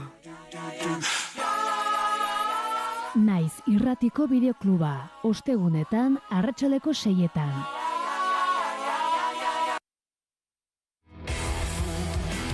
Otea Lili irratsaioak ifrentzuaren bi alde ditu, zorrotza da Otea eta Lilia Leuna. Pentsamenduaren alderik muturrekoenetara joan nahi dugu. Sega zorrotza pentsamenduaren hausnarketak azalera ekartzeko. Otea Lili saioan, Ritxi Aizpuruk musikariak gonbidatuko ditu astero. Musikaren eta bizitzaren argi ilunetaz hitz egiteko. Ostegunero, arratsaldeko 7:00, Otea Lili, Naiz Irratian.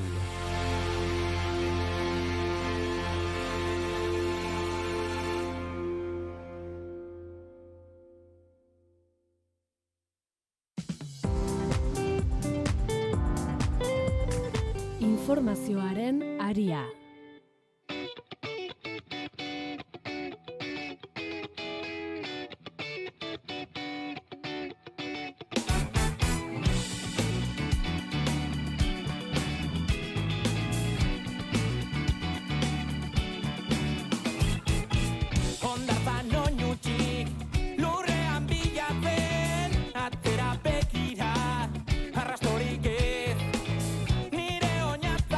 Puntual gabiltza, 8:40 minutu ditugu eta analisiari hausnarketari emango diogu bide Mikel Urdangaren eta Iñaki Soto etxe honetako filosofoak esango dugu esaterako. Mikel, kaixo egunon. Egunon. Iñaki, egunon. Egunon. Bueno, zer moduz, ondo, atzoko gaua eta ongi pasatzen duten edo. Nik gazteak justo gau pasaz ikusten ituen, eta han kantu batean ari ziren, da ni autobusa hartzen, baina, bueno, ondo, pozik.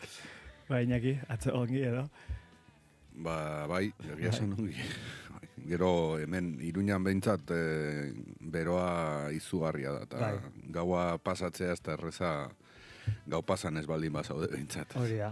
Hemen honako bidean ere, gu, bostaketarako hemen gaude, eta jendea bazetorren hor, ez dakit etxerako bidean, ez dakit goizten berandu, ez dakit horretan zer den baina tira.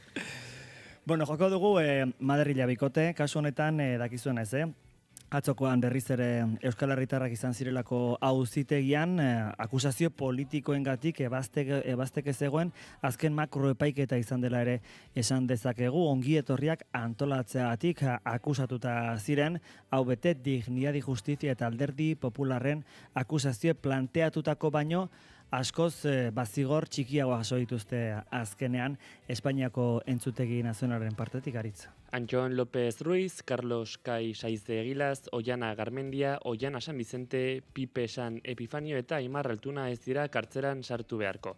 Guardia Zibilaren eta Manuel García Castelló auzitegi nazionaleko instruktorearen hainbat urteko jazarpena jasan ostean. Akordiora iritsi dira eta 2 urteko espetxe zigorra onartu dute.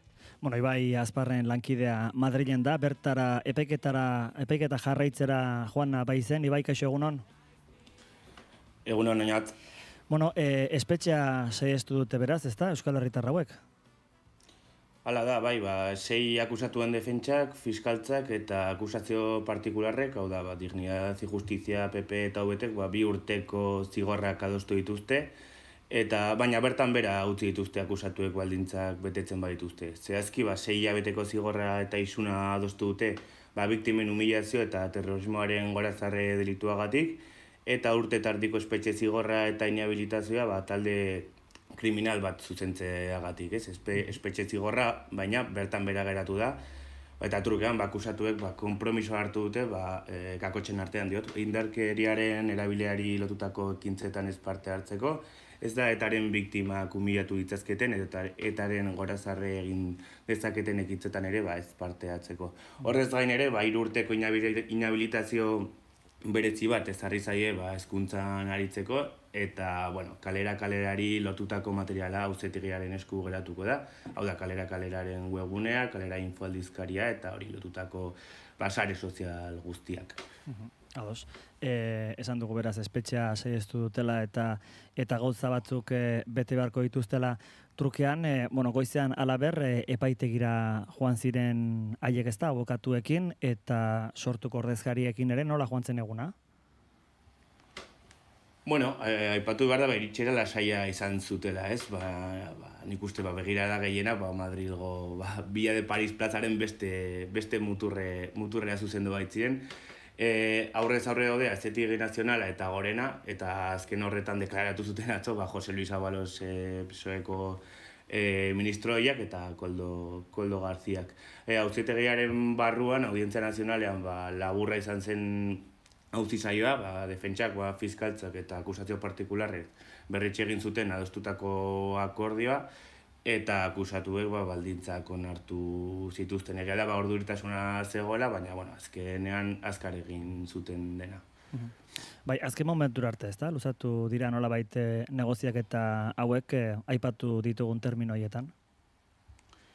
Hala da, bazirudien beste makrojuizio bat martxan jarriko zela, baina azken momentuan akordioa lortu zuten, eta zentzurretan aipatu behar da, lehenengo momentutik traba pila bat egon direla, ez? Gartzia Castellón epailea, bestaldea, instrukzioa legetik aratago datzen saiatu zen, Auzitegi Nazionaleko instantzia goren batek sorturen eta sareren txatak ikertzeari galarazi zion, gehiagia zela esanez, eta ere garrantzitsua esatea, prozesu honen hasian ere Guardia Zibilago egon zela, ez?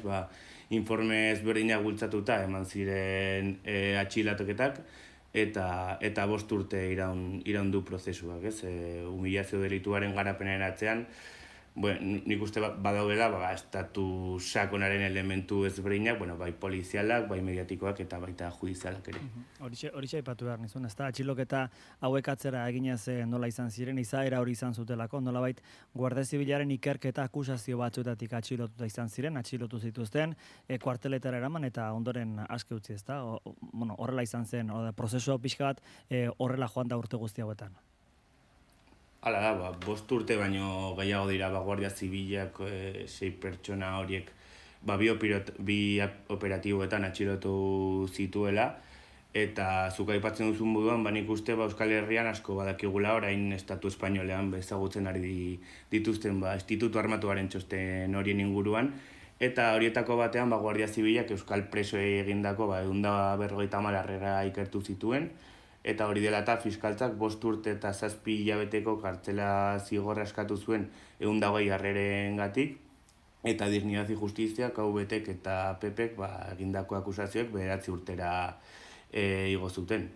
Eta, ere gogoratu behar da, epaiketaren konplexutasuna adieraztuen beste elementu bat da, nola leporatu izan dietela harrera ekitaldi horiek, eta Audientzia Nazionala egon da horiek banan ikertzen, eta ez du inolako zigorrik aurkitu, eta nik uste, auzi honekin, judizialki beste urrat bat ematen saiatu direla, aurrekari berri bat ezartzeari dagokionez, doktrina berri bat ezartzeari dagokionez egin zuzen ere.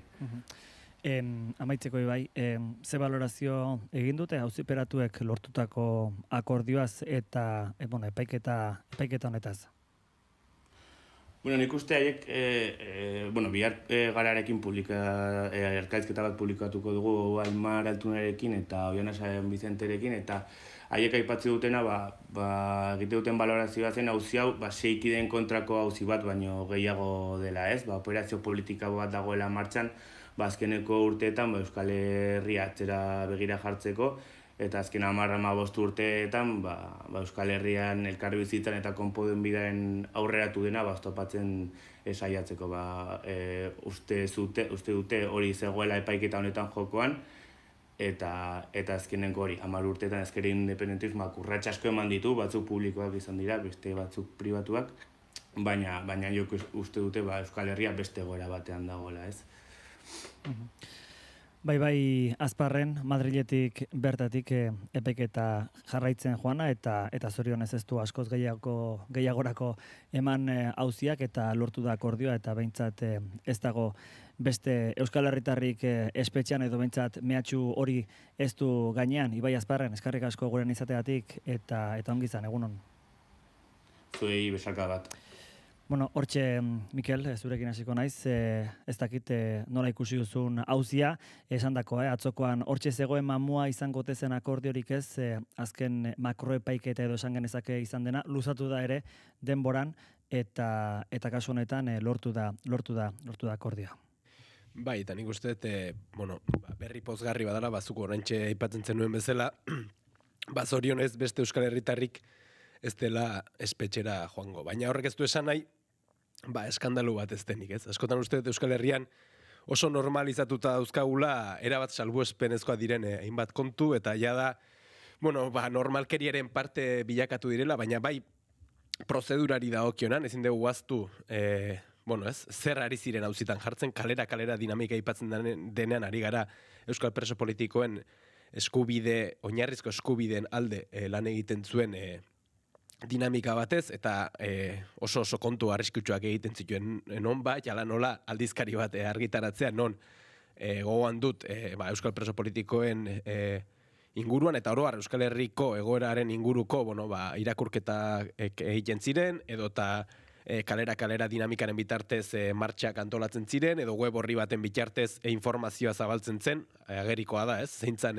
jardun horren helburua, eta zuzen ere zan Euskal Preso Politikoen oinarrizko eskubideak aldarrikatu eta beraien kaleratzea eta etxeratzea aldarrikatzea, eta hori auzitan jarri zuten, aurretik auzitan jarri ziren bezalaxe, herrira dinamika, eta beste hainbat dinamika, Estado Espainolak hor egin zuelako apustu bat, Ezker Abertzaleak estrategia aldaketa egiten duenean hor metafora bat erabiltzen zen, boxe horreinetik ajedrez taulara eraman naizela lehia politikoa, eta batzuk, ikusi zuten ajedrez taulan ez daudela hain eroso, eta ondorioz alegin duziren hori alik eta gehien trabatzen, eta hor alde batetik gogoan dugu, armagabetzearen inguruan esateatrako zetraba jarri zituzten, eta tartean esango nuke presoen inguruan, eta horren bueltako dinamiken inguruan alegindu direla, eta hau horren baitan kokatzen dela. Eta gero, formaz ere, gogoan dut, oin dela 5 urte atxilotu egin zituzten, zer eta deklarazio bat egin zitzaten, argi dagoenean, deklaratzera deituz gero joango liratekela. Eta sententzia bera ere, zinde guaztu, azkenean zorionez ez direla espetxera joango, baina zigortu egin dituztela, eta beste inhabilitazioak eta beste barne hartzen dituela. Beraz, uste berri pozgarri bat dela, helburua Euskal Preso Politikorik egongo ez den herri bat eraikitzea delako, eta ondorioz beste Euskal Herritarrik ez delako espetxera joango, baina ezin degula aztu, bai formaz eta bai emaitzaz, oraindik orain hau eskandalo bat dela. Bai, Iñaki? Bai, honela da. Zaila da, jakiten zergatik akusazioek onartu duten hau ere, ez? Eta tartean daude ni justizia, UBT eta alderdi popularra, ez? Eta ejerzizioa egin behar da, beraien aldean jarrita, ez? Beraientzat ere, hau ez dela, hau agian ere beraientzat eskandalua dela, gure parametro antzekoetan jartzen baldin gara termino belikoetan eztabaidatzen. Niretzat, akordionekin lortu dena da abortatzea operazio bat bilatzen zuena berriro kokatzea gure gatazka aurreko eskema excepzional horietan. Eta zentzorretan oso positiboa da, une honetan eta aspalditik gaudelako jendea etxera ekartzeko eta ez kartzeletara joateko, eta horretan iruditzen zait oso positiboa dela. Orain, Mikelekin batera uste dut sakon aztertu behar dela, besteak beste badakigulako Espainiar estatuan bizi gara, eta Espainiar estatuaren poterek badaukate agenda sakon bat bideratuta dagona gure askatasuna mugatu eta albaldin badute moztera. Eta zentzorretan iruditzen zait agenda horrek bere horretan jarraitzen duela, hori ez dela eten, eta gero dago hor, audientzi nazionala bezalako egituren funtzioa, eta batez ere Guardia Zibilarena. Orain ikusten ari gara, eta nik uste dut hori estatua aztertzeko elementu zentral bat izan behar duela. Eta gure kasuan, gerrarako etikarik izan ez duen gorputz horrek ezin du bakerako etika bat garatu. Eta hori tragedia bat da, epe motzea, baina eperdirare arazo demokratiko bat bihurtu delako, eta orain hori kontrolpean jartzea ezinezkoa delako adibidez Madrigo gobernuarentzat. Bueno, hortxe aipatu du Ibaiek beste elementuetako bat hori zen, ze epaiketa eta ze deklarazio zegoen eta fokoa beste horretan zegoela, ala baina, Guardia Zibila aipatu du eta kasu honetan abalos eta ez hitz egiten ari garenean, nola Guardia Zibila txostenak egin eta akusazio horrek hoietan oinarrituta, filtratutako informazio hoietan oinarrituta ari dela orain epaiketa guztia egiten, baina, hemen Euskal Herrian, eta esan du Ibaiek berak ere, kontu guztia berezuk esan duzu, ezta? Mikel, zitazio huts batekin deklaratzera joatea nahikoa litzatekeela, baina beti horrela izan da, eta atxiloketak egin, akusazioa egin, eta hortik guztia montatu izan da, beti. Bai, ez, eta kontua da, nik usteet, zorionez, Euskal Herrian behintzat geroz eta anakronikoagoa dela, ez? Eta kasu honetan, beraien agendatik ere kasi kanpo geratu dela esango nuke, ez? Lehen Ibaiek aipatzen zuen bezala, arretagunea, abalos eta koldoren auzian zegoelako, eta ondorioz beraiek ere, esango nuke, ez dute aparteko azterketarik egin, baina aparteko jartzun mediatikorik ere ez duela izan, ez? Eta guztiz bat, ez? Azken batean, ikusten dugu, hau da beste kasu bat, ez? Da lehen aipatzen nuen, ez? Boxeo ringa, ajedrez taula, eta nik usteet, hain zuen ere, Guardia Zibila eta Auzitegi Nazionala direla, askotan esan da, ez? Estatu sakona, edo, 78ko regimenari kostala kosta eutxina idioten, botere faktikoien tresna bat, bain zuzen ere, hori auzitan jarri ezaketen, indar, eragile, sujetu ezberdinak, zigortzeko eta gutxienik auziperatzeko, ez? Eta esango nuke, kasu hau ere, horren lekuko izan dela, ez? Eta lehen aipatzen genuen, ez?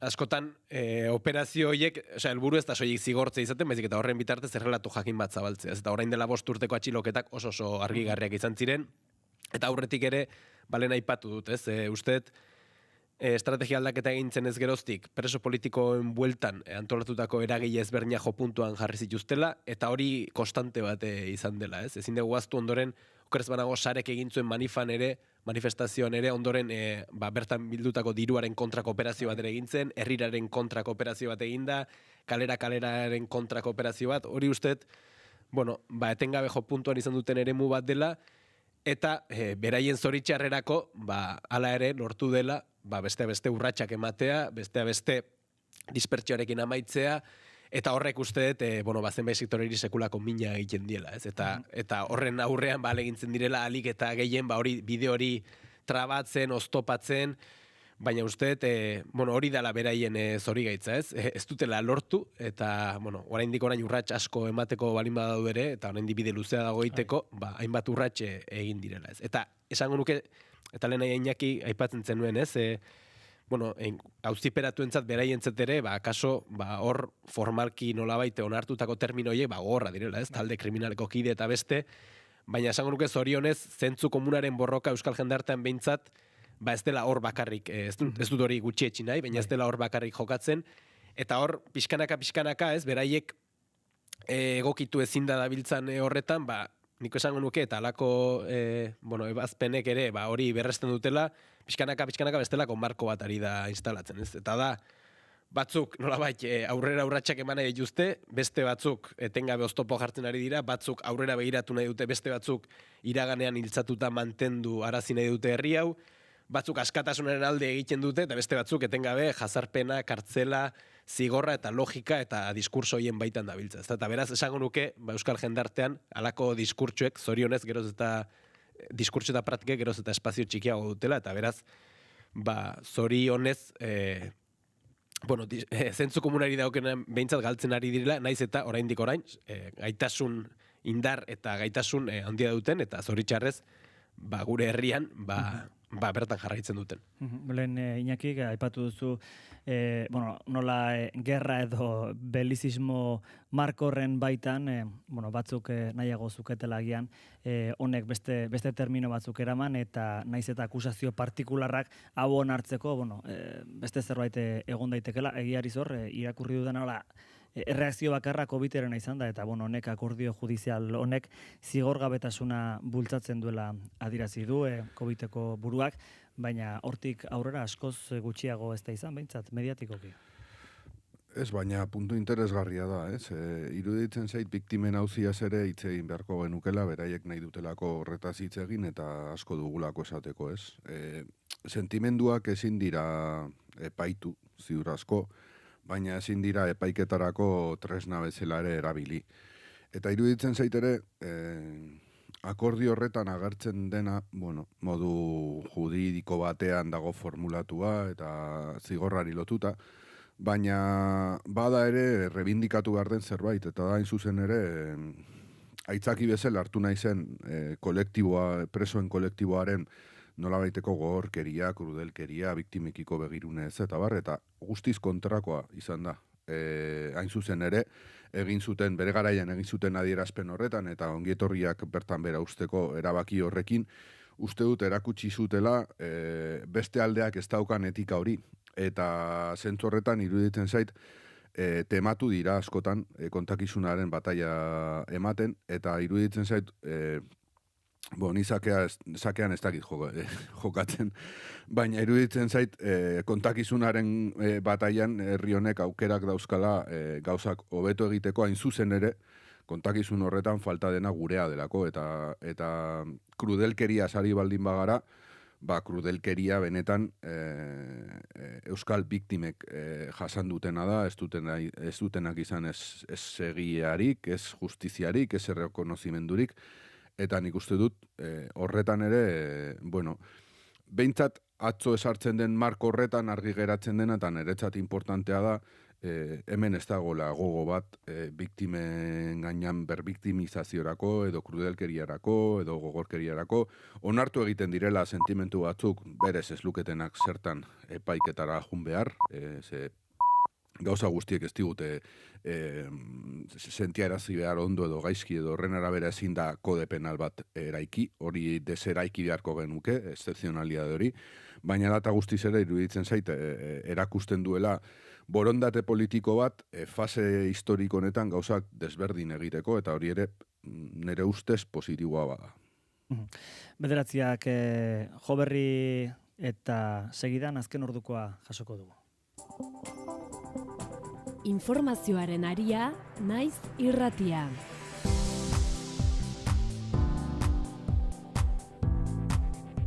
Ari Santa Maria, egunon, konta guztu zein da azken ordukoa? Egunon bai, Hernanen istiluak izan dira bart gauean talde desberdinen artean. Borrokak izan dira eta objektuak jaurti dizkiete ertzainei. Segurtasun sailak baieztatu duenez atxilotu bat dago. Esan bezala bart gauean istiluak izan dira Hernanen une eta leku ezberdinetan. Udaletik jakinarazi dutenez ez da momentuz argi istilu horiek elkarrekin zerikusirik duten. Segurtasun sailak konfirmatu du pertsona bat atxilotu dutela. Iturrien arabera udaltzainek laguntza eskatu dute egoera kontrolatzeko eta ertzaintza iritsi denean objektuak jaurtiz hartu dituzte. Horren arira atxilotu dute pertsona bat. Eta nazioartean Donald Trump, Amerikako Estatu Batuetako presidenteak iragarri du Israelek eta Iranek suetena hitzartu dutela. Nola nahi, azken orduetan erasoak izan dira eta Iranek ukatu egin du Israelekin akordiorik egin duenik. Azken orduko albistea da. Israelek suetena onartu du. Bart gauean elkar erasoka egon diren arren, Israelek Trumpen suetena onartu duela dirudi. Etxezturiko agintariak egin duen proposamenean zehazten dira behin betiko suetenerako eman behar diren urratsak. Bansek, Trumpek alboko gizonak horrela azaldu du. And I think the president really hit the reset button and said, look, let's actually produce long-term peace for the region. That's always been his goal. I actually think when we look back, we will say the 12-day war was an important reset moment for the entire region. Egun baten buruan suetena bete bada, 12 eguneko gerra ofizialki bukatuko dela baieztatu du Trumpek. Iranek ez du adierazpen ofizialik egin momentuz, baina atzerri ministroak iradoki du Israelek erasoak etengo balitu eurek ere egingo zuketela. Ikusiko da, beraz, datozen orduetan sueten hori egi bihurtzen ote den. Hor beraz, eskenatokiera bat aldakorra dugulako gai honetan ere, 9 eta 3 minutu jotzear, Itxaso, Leon, kaixo egunon. Egunon oinatz eta egunon entzuleok, asteartenetako gaiekin goaz, legegintzaldiaren lehen urtearen arira Lakuako Gobernu Kontseiluak bilera egingo du Ajurianea Jauregian eta amaitzean 12etan Imanol Pradale Saraba Bizkaia eta Gipuzkoako lehendakariak agerraldia egingo du.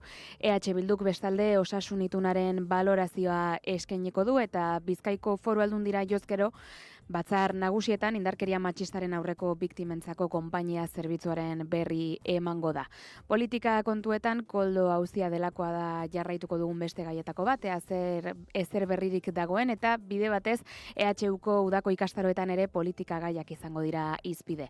Legebiltzarkidek autogobernuaren gaia ipiniko dute erdigunean mahai-inguru batean.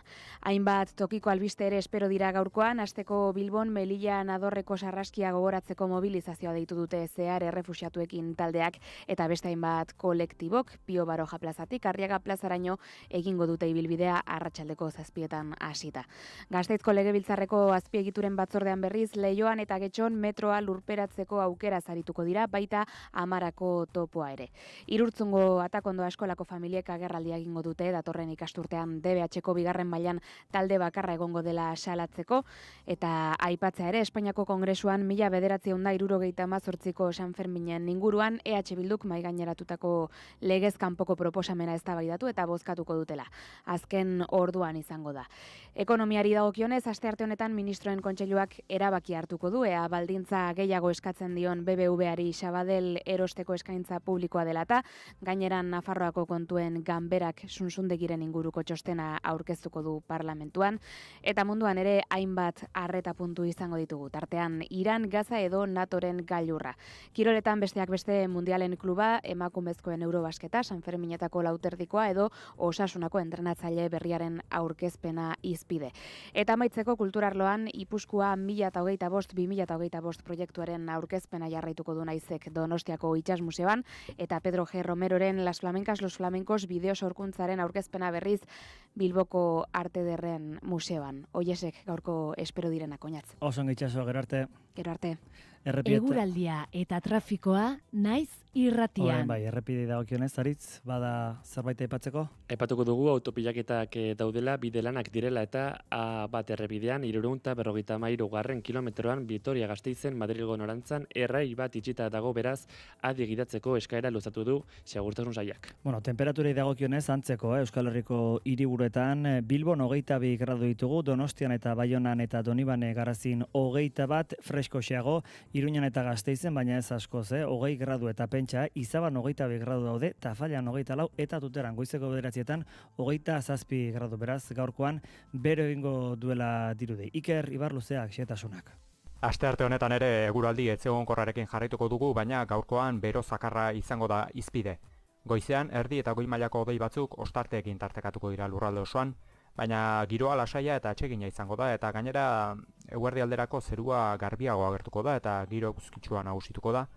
Arratsaldeko lehen orduak ere antzekoak izango dira eguraldi atseginarekin, baina arratsalde erditik aurrera bero hodeiak garatzen hasiko dira berriz ere barnealdetik barna eta ekaitzetara joko du. Ekaitzak hegotik iparrera mugituko dira eta atarteka handi xamarrak izango dira eta lurraldeko edozein txokotan lehertuko dira. Haizeak goizean egotik joko du, arratsaldean iparraldeko haizea nagusituko da eta lurralde osora zabalduko da. Ekaizgunetan erne berriz ere bolada gogorrak eman baitaitezke. Temperatura minimoek hego-isurialdean gora egingo dute eta gaua bertan edo goiza bertan oso epela izango da. Minimoak 16 eta 25 gradu bitartean errendituko dira.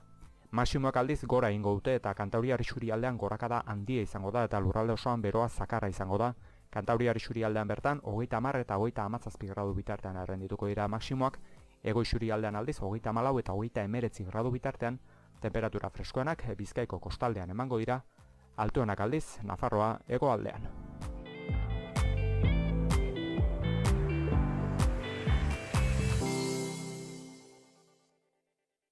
Euskotrenek jakinarazten du.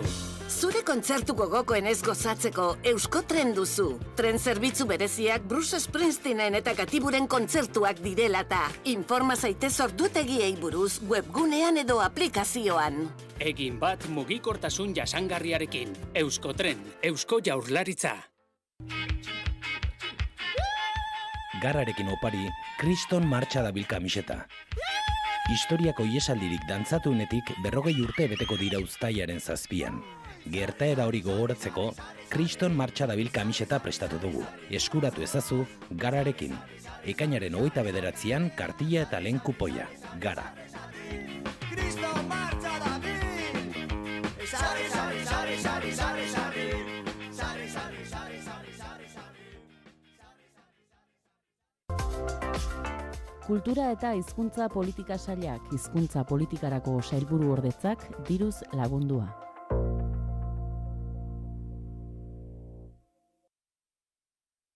Informazioaren aria, naiz irratian.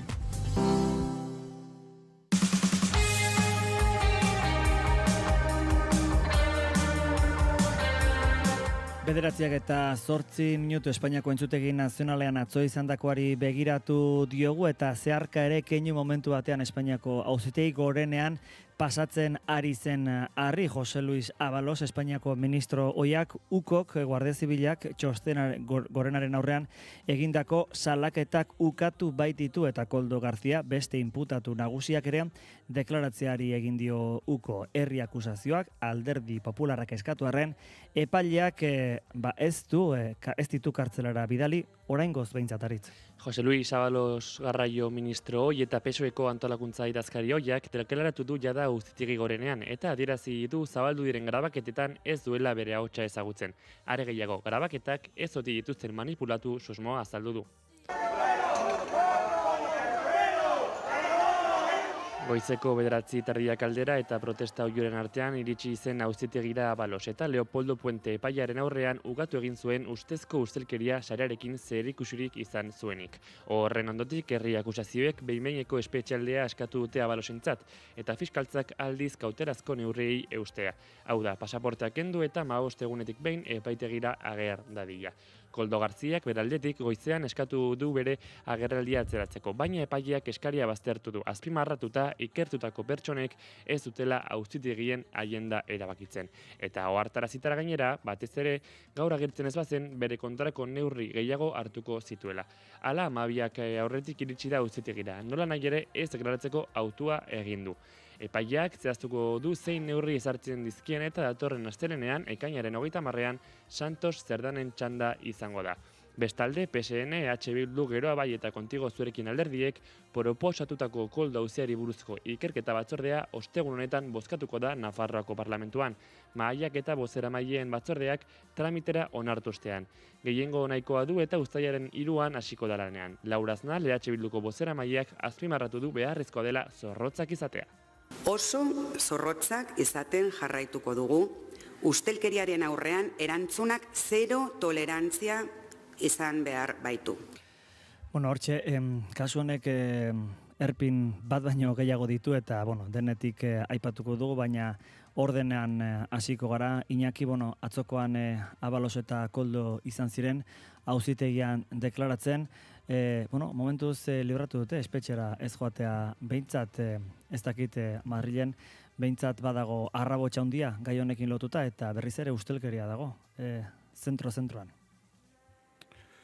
Bai, ikusi behar da, iruditzen zait fase berri batean sartu garela, eta ukoren bai paperak, edo informeak, txostenak, eta baita filtrazioek ere nondik jotzen dute. Ze azkeneko bola da honetan dagoena da hirukotearen ideia hori, ez? Baina hirukotearen errealidade hori ez dakiz ze puntutaraino honela den. Pentsatuta errudunak direla, uste dut desberdina dela Ábalos eta Koldo Garziaren alde batetik eta Santos Zerdanen beste aldetik egoera desberdinak izan daitezkela. Uste dut hori, iradokitzen dutela, auziaz dakiten guztiek ere. Eta ukoren txostena kontrakoa irudikatu nahi duen arren, gero benetan irakurtzen baldin badugu oso nabarmena da gauza desberdinetaz ari garela. Batzuen kasuan izango litzateke korrupzioa oso lotuta beraien benefizioari edo. Eta bestearen kasuan, Zerdanen kasuan, susmoa legoke askoz gehiago PSOEren balizko finantziazioari lotuta. Eta zentzorretan iruditzen zait atzo ere irudikatu zela lehenengoz nabarmenago hirukote hori ez dela hirukote. Ez bakarrik beraien artean, badaudelako interes kontrajarriak eta hori ikusiko dalako, batez ere Koldo Garziaren kasuan nabarmena da denak grabatu zuen, trampak egin zituen, saiatu zen besteak inkriminatzen gauza desberdinetan, eta ikusi behar da hori noraino heltzen den. Eta gero ere, badago beste auzi bat lotuta Servinabarren paperei. Eta da, filtratu egin zen, Santos Zerdan enpresa horren jabe ere bazela, eta horretarako aipatu egin zen, Antxon Alonsorei egindako miaketa batean lortutako paper bat. Paper hori ez da saltzen orain, eta epaileak berak eskatu egin du paper hori jaso alizatea. Eta nik uste dut hor ere ikusiko dugula, pixka bat nola konfiguratzen den kasua. Hori kasuari dagokiaren. Bestetik, eta uste ere horretaz galdetzen zenuena, iruditzen zait gure lana dela, pixka bat auziaren detaile hauek kontuan izan da, marko orokorrago bat zehaztea. Eta hor batez ere dago erregimenaren azterketa bat egin behar da, eta erregimenaren boteren azterketa bat egin behar da. Hain zuzen ere, 78ko erregimenaren ezaugarri nagusienetako bat, denboran zehar 50 urte hauetan konstante bat izan dena, korrupzioa izan delako, eta nire ustez hemen txertatu egiten da, eta zentzorretan begiratu behar zaie enpresei, korrupzioa egiten duten enpresaiei, ze jokabide monopolistiko daukaten, nola jokatzen duten etengabe egitura guztietan kompetentzia mostera, eta iruditzen zait hori dela ardatzetako bat, aztertu behar den ardatzetako bat. Pasaden astean hemen izan zen Maria Luisa Gurrutxaga Mengo tertuliak idea badena, eta PSko diputatu eta berak nolabait ukatzen zuen 78ko erregimenarekin lotu behar zenik, hori irakurketa simplista zela esaten zuen, eta nolabait ustelkeria endemikoa dela. PSOen eta leku guztietan dagoela, eta aipatzen zuen Europan, eta ia mundu guztian dagoela, eta horri aurre egitea, oso zaila litzatekela zioen berak, beti ere badakigu bere ikuspututik egiten zuela, eta bere alderdiko perspektiba horretatik ez da, bere presidentea eta aipatzen duelako termino askota. Ez dakite Mikel Nolarizaren bizitzen guztia, Iñakik aipatu da, horrelakoetan sartzen dira informazioak, telebista, edabideak atopera dabiltza, informazio batzuk gero oraindikan oinarririk ez dutenak, nasketa handia da. Bai, eta interes kontrajarri ugari daude, eta oinarri askotan filtrazioak dira. Eta, karo, filtrazioen buelta, oraintxe Iñaki aipatu zu, ez? Egun batean esaten da Zerdan Servinabarren 145aren jabea zela, urrengo egunean ez estatu egiten da, baina zein da oinarria, ez? Ez dago filtrazioa dira, eta filtrazio horiek bideratzen ari dana, esango dugu era taktiko eta estrategiko batean, gainera ez da UKO, ez? Guardia Zibilaren unitate zentral operatiboa. Eta Guardia Zibila orain dela gutxi izan dugu izpide eta adirazi dugu, bain zuten ere, interes eta proiektu politiko jakin bati erantzuten diola, ez? Beraz, oinarria nahiko lausoa da, ez? Baina hor badago elementu bat, lehen aipatu duzu, gurrutxa gasan duzu, ez da? Aipatzen zuela, ez? Ustelkeria endemikoa dela, eta hor badago joera bat esateko, ez? Ustelkeria kasi ez, gizaberetxo, trampation joera ohiko bat dela eta denok egingo genukeela eta beste. Baina nolabait hori da ustelkeria moralizatzeko eta personalizatzeko ariketa. Baina uste ezin degula ahaztu ustelkeria politika publiko jakin batzuen ondorio dela. Hau da, ustelkeria ari garenan zertaz ari gara. Ari gara, nolabait badaude botere oligarkiko batzuk sekulako boterea dutenak, badaude zenbait agintari politiko ardura postuetan daudenak, eta hor zein da tratua. Nolabait, baliabide publikoak obra lizitazioen bitartez esate baterako jartzen dira gutxiengo privilegiatu horren eskura, eta horren ordainetan, gutxiengo privilegiatu horrek, hau da, ogi osoa lapurtzearen ordainetan, zenbait ogi apur ematen dizkie, bai era personal batean beraztu daitezen, ate birakarien bitartez ondoren jubilazio eder bat izan dezaten, edo beraien interes pribatu eta korporatibo horiek, babesten dituzten alderdi horiek, finantziatu ditzaten, ezta? Eta nolabait horiek aurrera jarraitu ezaten. Beraz, ustelkeriaz ari garenean, ez gara ari nolabait arazo moral batez, soilik ari gara nolabait praktika erabat normalizatuta, 78ko erregimenaren baitan, erabat normalizatuta zegoen praktika eta politika publiko jakin batzuez ari gara, ez da. Eta zentzu hortan, usteet, lehen irukotea aipatzen zen, ez? Hor, alde batetik, alderdi sozialistak berak, esango nuke, Pedro Sánchezen gandik hasita, ez? Sagar ustel gisa, ez? Nolabait baztertu nahi ditu, eta nolabait erabateko bereizketa egin nahi du, uste hori dela alegina, hau da, sagar ustel horiek kendu, nolabait alderdi garbi gisa agertzeko, ikusten dugu uko berak ere alderdi sozialista, ez? Nolabait alderdian jarri nahi duela fokoa, eta horregatik joan ziren aurreko astean ez baterako Ferrazera eta ez akzionaren egoitzara, baina uste da inzun ere, egiturazkoa den elementu horri heldu behar diogula, bai analisi egiterakoan eta baita soluzio bideak pentsatzerakoan ere, ez?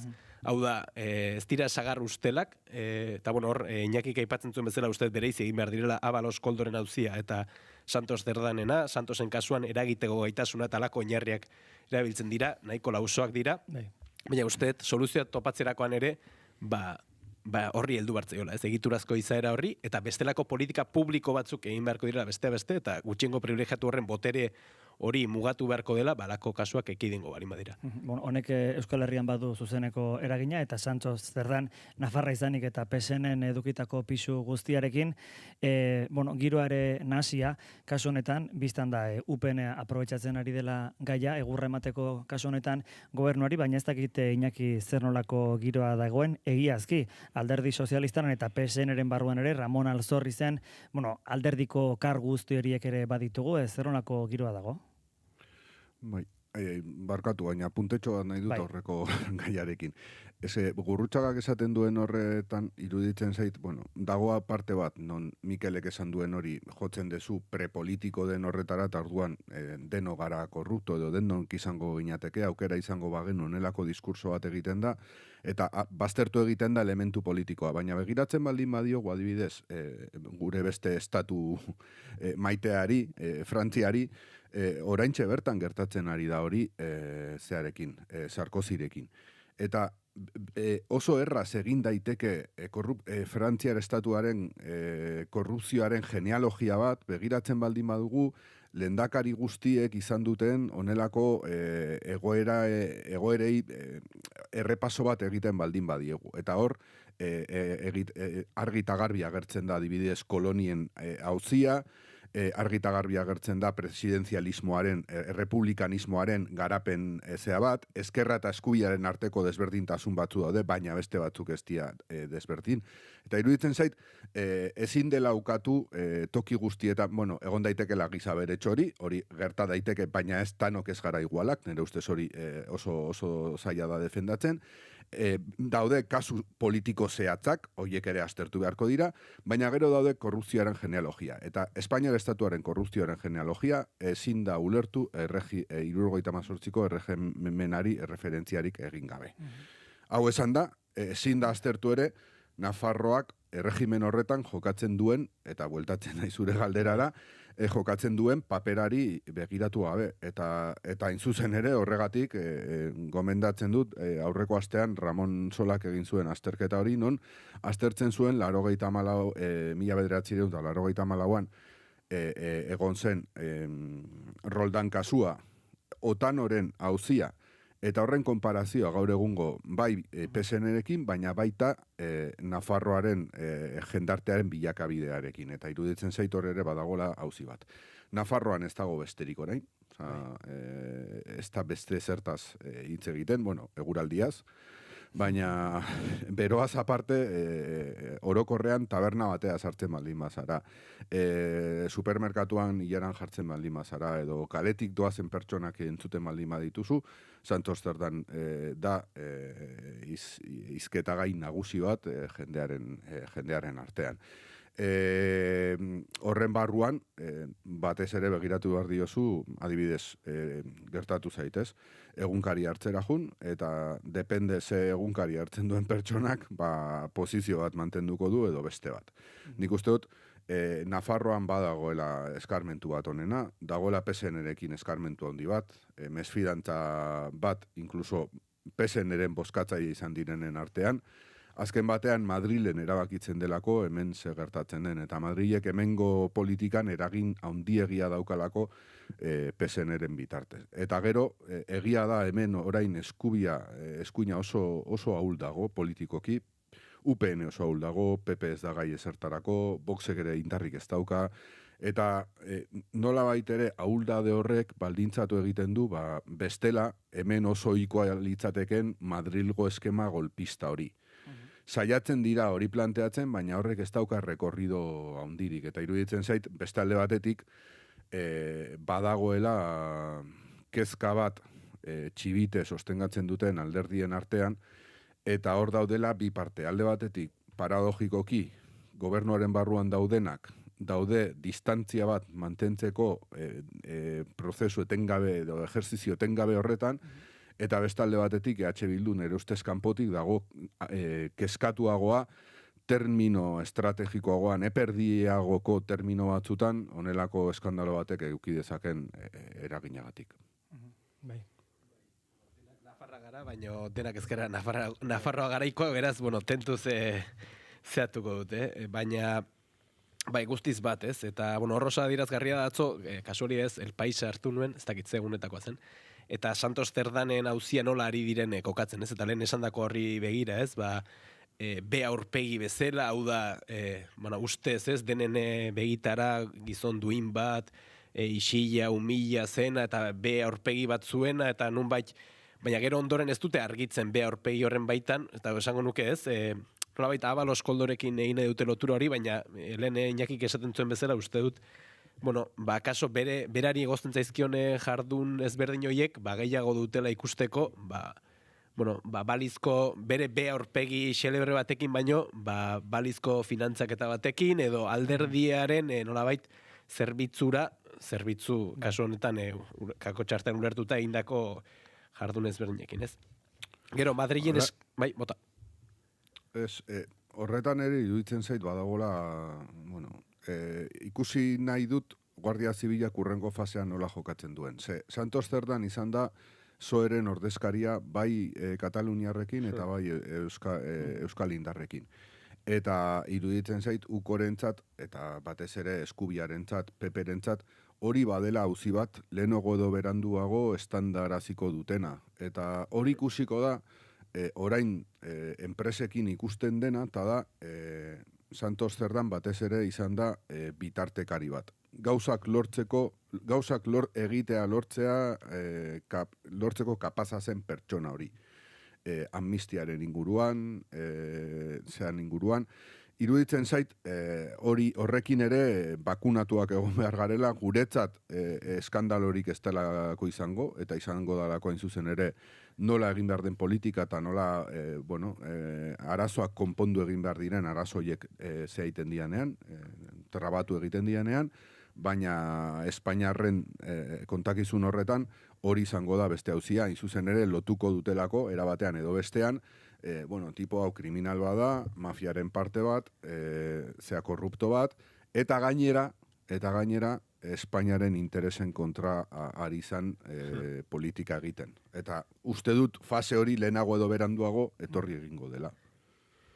Bai, eta zentzortan, Ayusok jada aurreko astean egin zuen salto dialektiko hori, ez? Esaten zuen ustelkeriarik handiena Nafarroa deitzen da, baina ez bakarrik nolabait hemen argitara ateratzen ari diren ustelkeria kasugatik, baizik eta nolabait hor osatu den bloke esango dugu, gutxi asko bloke horregatik eta tartean noski EH Bildurekin dituen hitzarmen hoiengatik, ez? Eta uste, hain zuen ere ikuspegi estrategikotik horre egongo dela ataka, ez? Aurrekoan Floren Abizek idazten zuen Nafarroa estatu auzi bilakatzea rotedan, eta hor lehen Iñaki aipatzen zenuen Madrilgo eskemak oraindik oraintze alegin egiten den, ez? Eta hor ikusi dugu esate baterako Podemos bera ere, ez? Madrildik nolabait iradokiz, edo aginduz edo, Podemos barnu ulertu behar da horretarako, ez? Baina nolabait gobernuntik atera behar dutela, eta beste, eta hor uste, eta hor esango nuke, hor alde batetik, ez dakit Santos Cerdanek berak, ez, bitartekari kontzeptu erabiltzen zenuen, eta hor egontzen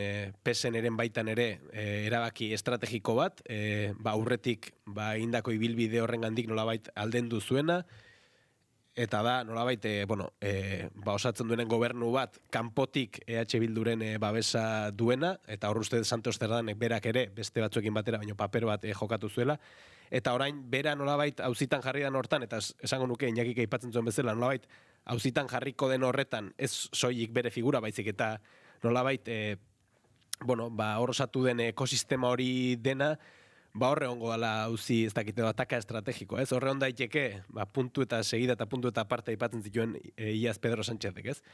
Alde batetik, puntu eta atzera egiteko tentaldi bat egon daiteke, akaso alderdi sozialistaren baitako sektore batzuetan ere bai, baina uste hor, Aznarrek berak aurreko astean bertan edo Ayusok eta beste hau denak nolabait muga argi marrazten dutela eta nolabait horren mugak agerian uzten dituztela eta Ramon Solak esaten zuen bezala horren mandiren aldaketa soziologikoek beraiek zaile egiten dutela. Beste tentaldi bat egon daiteke, hau sagarrustel jakin batzuetara murriztu, alderdi jakin batera murriztu eta nolabait puntu eta segida bat egiteko, baina uste horrek ere ageriko muga dituela, esate baterako EH Bildurekiko, esan dugu, horren mantzan aldaketa bat, baina oraindik orain askotan eskuinaren markoa irensten jarraitzen dute eta horrez ekartzen du, nolabait gobernatzea kasi barkamena eskatuz, nolabait bekatu bat egiten arituko bailira. Usteet, hain zuzen ere, puntu eta segida horrek ere jada ez duela gehiagi funtzionatzen edo horrek muga batzuk erakutsi dituela, Estado Espainol mailan zer esanik ez, eta Nafarroan, naiz ausartzen esatera, baina mugatxo batzuk, eta uste hor, akaso, erronka dela, lehen aipatutako ikuspegi egiturazko horretatik, politika publiko ausartagoak egitea, nolabait puntu eta aparte horretan sakontzea, eta bi horretarako besteak beste, ezker independentistarekiko, aurre iritzi, eta errezeloiek behingoz baztertzea, bain zuzen ere horrek emango duelako, bestelako bide bat irekitzeko, ez dakit, bestelako indar bat edo bestelako ospo bat. Baina horre hongo da kaso ataka, ez dakit. Bai. Zaitasunekin, Bai. Nafarroan, ados nago Ramon Solak planteatzen zuen horrekin, 94ko Nafarroa eta gaur egungo Astia berdinak, baina hau ez da ere 2015ko Nafarroa.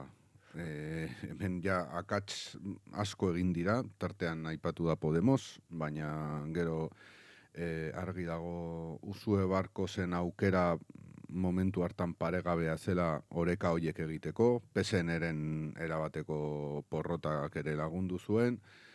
Alegia, gauza batzuk asko aldatu dira, baina baita zentzu espositibo batean. Ez dakit negatiboa, baina zentzu espositibo batean. Gaur egun iruditzen zaitere, EH Bilduk daukan ardura guztia dena mantentzeko, dena sostengatzeko, ez dela aurrera begira erabat sostengarria. Ezin da danen lanak egiten ibili. Ezin da PSN-eren buruan jarri, Geroa Baiden buruan jarri, Podemosen buruan jarri, Batzarreren buruan jarri, eta elaren, laben, alegia, aldaketarako dauden indarrak eta dagoen joku demokratikoa orekak eta desorekak oso konplexuak dira hemen. Eta gauza asko aldatu baldin badira ere, gauza bat ez aldatuta da.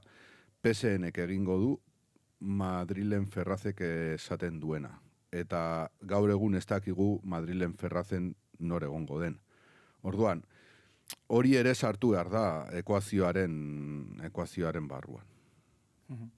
Hemen Nafarroa hitz egin dugu eta azken puntua agian, Madrileko marko horretan eta Sánchezen marko horretan, bera ala atzetik datorren hori ezta, beti, bera edo alternatiba zein den esaten du, eta aurrera horregatik egingo duela, eta bere investidurako blokeari nolabait, ataka horretan jarriz ezta, gu ez bagaude, edo ni ez banago, etorriko dira alderdi popularra eta Vox momentuz, marko horretan ari da, eta datorren astean, azalpena ikusiko ditugu, Espainiako Kongresuan, baina ez dakit, ez du erraxa eta ez egon kortasuna behintzat erabatekoa da.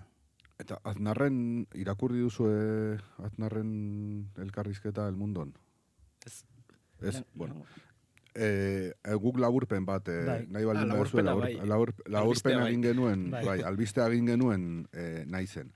Eta hor, atera genituen bi parrafo ia osorik, batez ere nazionalismoari buruz planteatzen duena, bai Euskal eta Kataluniako nazionalismoari buruz, eta bai Espainiakoari buruz ere. Eta nik uste dut atentzioz irakurri egin behar dela, iruditzen zait EAJak adibidez atentzioz irakurriko zuela, planteatzen duelako programa zein izango den. Eskuin horren programa zein izango den. Vox behin bakarrik aipatu egiten da eta galdera batean dauk. Oso interesgarria da irakurtzea, Alde batetik zer esaten duen, termino propositiboetan, nola kokatzen den oso lotuta konstituzionalismoari, pixka bat, guk ere bentaja bat daukagu, eta da, hori bizi izan degula, da, Ermuako espirituaren tono hori guztia, ez?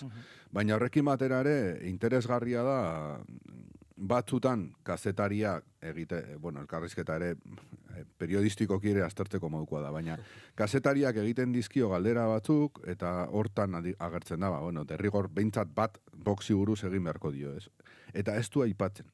Berak ez du ez da horretan sartzen. Horregatik iruditzen zait, hor agertzen dela zein izan daiteken eskubiaren programa hori, nola pentsatzen duten beraiek, nola daukaten, nola baitere kokatuta, beren estrategia horretan, eta baitaren nola daukaten pentsatuta desplegatzea. Ez oraingo eskema golpistan, baizik eta benetan boterea berreskuratzen baldin badute. Eta egia da, bai Aitor Estebanek eta bai Otegik esaten duten hori, honezkero ez da nahikoa, que viene el lobo edo eskubia datorrenaren beldur horrekin bakarri gobernatu nahi izatea eta Pedro Sánchezi txeke txuri bat ematea bildur horren arabera, baina beste alde batetik ere egia da badatorrela. Otsoa badator eta plan bat dauka, eta plan hori terrorifikoa da jendartearen gehiengoaren interesentzat eta baita gurea bezalako ukatutako herrientzat. Bai, eta nik naizeko laburpena irakurri nuen, ez? Eta oso adirazgarria, ez? Berak esan zuen, nosotros los españoles izan behar dela, ez? Nolabait bloke hori, izango dugu, bloke historiko ultrakonservadore atzerakoi hori nolabait oinarrituko duen printzipio, ez? Eta nik uste horrek alde batetik Iñakik zuk esaten zenuen bezala, ez? Argi uzten duzein den berein programa politikoa eta uste horrek errespetua ematen du. Esango nuke, lehen esandakoari lotuta, ez? Horre hon daitezken, errestaurazio saiakera batzuk edo, matizatzen dituela, tartean, ez, hor beti izan du da, ez, kaso Eusko Alderdi Jeltzalea bera ere, eroso gongo litzatekela Alderdi Popularraren batekin, gobernu batekin, eta beste hori komentatu izan du da, baina ustet, hemen argi eta garbi izaten zuen Aznarrek esaterako Eusko Alderdi Jeltzaleak beste, leialtasun konstituzionala hautsi egin zuela, eta amaitu dela, ez, kompetentzia gehiago eskatzea, eta beste, hau da, ustet, estatu... Eta beste hizkuntza gutxituen kontra egiten zuen. Uste hor jokaleku oso jakin bat marrazten duela, eta horrek zaildu egingo dizkiola esaterako Eusko Alderdi Jeltzalearekin egin ditzazken balizko akordio batzuk edo beste, ez dakit gero ze bilakera izango duten, eta tartean esango nuke, Helene aipatzen zenuen, ez? Bai herri sektorentzat, estaturik gabeko nazioentzat eta beste kriminala dela beraien programa politikoa, eta tarten esango nuke gaur egun alderdi sozialistak gidatzen orain arte gidatu duten hoiek ere lanak izango dituztela, ez? Erromak traidorei ez omen die ordaintzen edo bada hor lelo bat, eta esango nuke zea honetan PP-PSOE, gaur egungo PSOE-rekin alako estatu itun batek ere ez dakitzen batera arteko lekua duen gaur egungo PSOE-rekin. Beraz, horrek akaso bultzatuta ez, errestaurazio saiakera hortan ikusita zenbait agente hortik kanpo duela, akaso horrek eman dezake eta puntuta segida horre dauzkan zaintasunak, ez dakit Pedro Sánchezen biziraupen logikaren baitan balin bada ere, usteet zenbait urrats nola, ez? Eta hori da galdera, ez? Nola bultzatu egizken zenbait urrats, gaurrengoak ere mugak agerikoak dituelako, ez? Eta 8 dator horrek sortzen du, geroz eta aukera errealago izatea 8aren etorrera hori, ez? Beraz, horren aurrean nola, ez dakit, trantsiziozko gobernu bezala irudikatzen da, ez? 8 etorri bitarteko trantsiziozko gobernu bezala, ostras, horri nola mandak eoken buelta eta nola bultzatu daiteken, ez dakit, bestelako agenda bat, gainontzean ikusten delako, honek, geroz eta muga nabarmenagoa dituela, ez? Oso zaila da, baina uste horrengo dela erronka. Bederatziak eta 37 minutu, iragarkiak eta gaizalatuko dugu.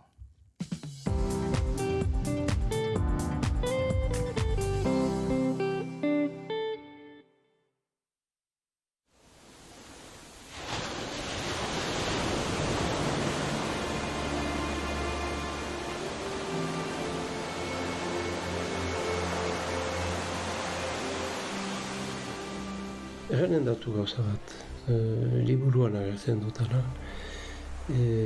Itxasoak badu berezitasun bat, ez da bakarrik arraina duela. Ana, badu espiritualitate bat, izateko manera bat. Itxasoan ez da elizarik, ez da gobernurik, ez da itxasoa, zerua, eta hor gaude, untziaekin, biluzik hasi. Kaixo, Egoi Berategi naiz eta Euskal Arrantzalen bizimodua eta ondarea ezagutzeko bidaia batera gonbidatu nahi zaituztet. Itsasoetako gure bizipenak jaso nahi ditugu sarea galdu aurretik.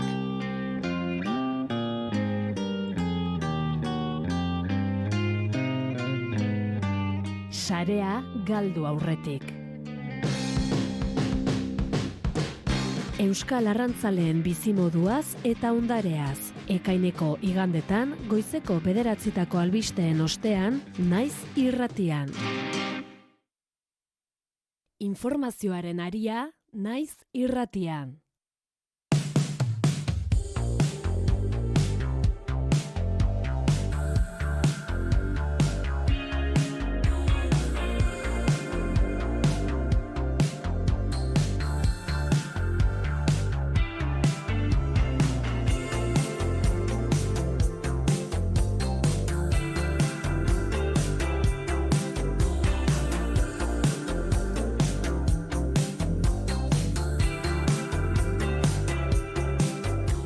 Bueno, 9:40 minutu jotzear, Arabako mahastiak sortzeko aukera behin betiko baztertu dute akizuen ez epaitegiek. Espainiako Auzitegi Gorena bere egin baitu Euskal Autonomia Erkidegoko Auzitegi Nagusiaren debekua eta atzera bota Abra elkartearen elegitea. Emilio Agillo Abra elkarteko kidea izan da gurean. Euskal Autonomia Erkidegoko Justizia Auzitegi Gorenak ezetza eman zion aurrenekoz. Abra elkarteak elegitea jarri zion ebazpenari, baina Espainiako Auzitegi Gorenak esan bezala Euskal Autonomia Erkidegoko Auzitegiaren epaia berretsi du eta azken epai honi ezingo zaio elegiterik aurkeztu. Emilio Agillo sormarka berria sortu nahi zuen kideetako bat da eta erabakiaren atzean politikak zerikusi handia izan duela uste du. Bueno, en principio el Tribunal Supremo lo que ha venido a decir es que esto es La Rioja. Hacemos vino de La Rioja, nos llamamos riojanos, en fin, que esto es La Rioja, ¿no? Entonces, por lo tanto, no aportamos argumentos para esta diferenciación. Hori da, beraz, Auzitegiaren argudio nagusia. EAJak eta Eusko Jaurlaritzak Auzitegi Gorenaren erabakiaren erantzunkizuna dutela adierazi du. Bere esanetan, jarrera hori bultzatu baitute jeltzaleek azken urteetan. ¿No? O hacerse eco de lo que el PNV, el gobierno vasco, el conservador de Rioja, pues viene diciendo mucho tiempo, ¿no? Que esto es La Rioja, que aquí es ese vino de La Rioja y los habitantes de esta comarca somos riojanos. Entonces simplemente el tribunal, pues claro, si estos señores son de La Rioja y riojanos, pues no ha lugar a la diferenciación. Y esa para mí es la clave, es decir, que yo creo que esta comarca no la ha defendido nunca, bueno, al menos últimamente, el PNV ni el gobierno vasco. Epaitegiek ondorioztatutakoa ikusirik, Agillok esan du mahai gainean jarri behar dela Errioxako edota Euskadiko biztanleak ote diren. Ardogileen marka eta auziaz harago doan gatazka sortu baita. Entonces yo creo que lo que hay que abrir a un debate ya no es diferenciación o no, sino si esta comarca realmente es Euskadi o esto es La Rioja, ¿no? Y resulta que estamos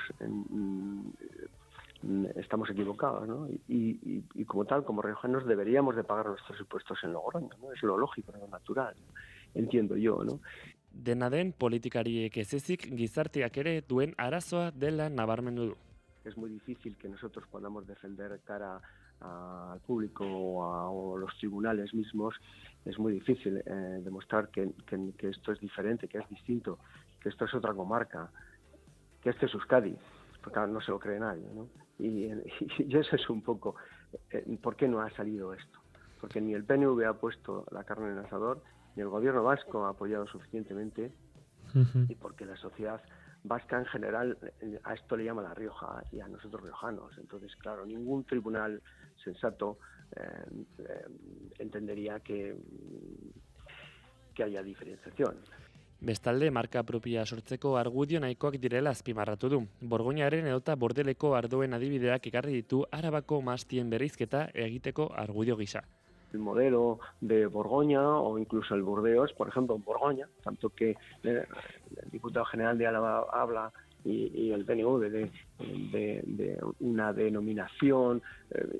A ver, en Borgoña, en un mismo pueblo va a haber 3, 4, 5 denominaciones diferentes, no una dentro de otra, ni una que esté subyugada a otra o no. No, diferentes en el mismo pueblo, Ellos, pues fíjate si entienden la diferenciación. En Burdeos pasa lo mismo, porque entienden la diferenciación. Aquí vemos que no somos capaces de que alguien entienda la diferenciación cuando tenemos más de 100 kilómetros de una punta. Esan bezala, azken epaiari ezin zaio elegitea jarri, baina aurrera urratsak emango dituztera adierazi du. Marka berriztua behar eta nahi dutelako ere. Y es justo que nosotros, que esta comarca esté plenamente diferenciada, no a medias, ni un poquito solo, no, plenamente diferenciada. Buscamos una diferenciación plena, absoluta, que no haya confusión. Y no encontramos ese apoyo en nuestra administración vasca. Aizkia bereizgarri gisa erabili izan dute azken hilabetetan. 2024ko eraietik Abra upategietan ekoiztutako botilek aizki bat eraman dute bereizgarri. Agilo hausnarketa prozesuan daudela aipatu du, arazoa nola gaindituko duten adosteko. Azkenik mezu bat utzi dio Eusko Alderdi Jeltzaleari. El PNV pues lleva prometiendo acciones, lleva prometiendo una denominación propia, bueno, en fin, eso es, pero lleva desde el 2013 o anterior, ¿no? Estamos ya en el 2024 y aquí no se ha hecho nada, que formaba parte también de su eslogan, ¿no? Publicitario, que no hacer nada no es una opción, lo decían ellos, ¿no? En su propaganda cuando hay elecciones. Pues eso mismo, nosotros tomamos ese eslogan del PNV. Bueno, hortxe, Emilio Agillo kasu honetan, Abrako, Arabako mahastizainetako bat, elkarteko ordezkarietako bat, Iñaki ez dakit ardozalea zaren ala ez, baina, bueno, behintzat, minetik hitz egin du, Agillok eta EAJaren eta Jaurlaritzaren aurka zuzen hitz egin du. Bai, ardozalean. Konfesatzen dut. Bai, iruditzen zaite badagola ume zurtzaren sindrome bat jende honen aldetik eta zilegia dela. Egia dalako, bueno, gure administrazioak ez erantzun, Riojaren kasuan, Rioja elementu identitario bat da administrazio rentzat, zentzu horretan da elementu zentral bat, lehentasun absoluto bat, eta gure erakundeentzat ordea ez da honela. Da azpi sektore bat, oso ondo geratzen dena zerbait saldu nahi dugunean, baina non estan egin behar den lan egiten ardoa saltzeko, hain zuzen ere. Eta iruditzen zait, produktore hauek daukate diskurso oso potente bat, territoriari lotuta, lurraldeari lotuta, baita produkzioari lotuta, ardoaren kulturari lotuta, mahastizaina dira, ardoa egiten dute, baina horretaz aparte daukate diskurso kontakizun oso potente bat. Eta niretzat pena bada, kapazak ez izatea hori egituratu eta horri nolabaiteko nortasun politiko bat emateko. Baita ere iruditzen zait orokorrean gure imaginarioan, Arabako zonalde hori eta Nafarroako beste batzuk ez direla egon abertzaletasunaren zentralidadean.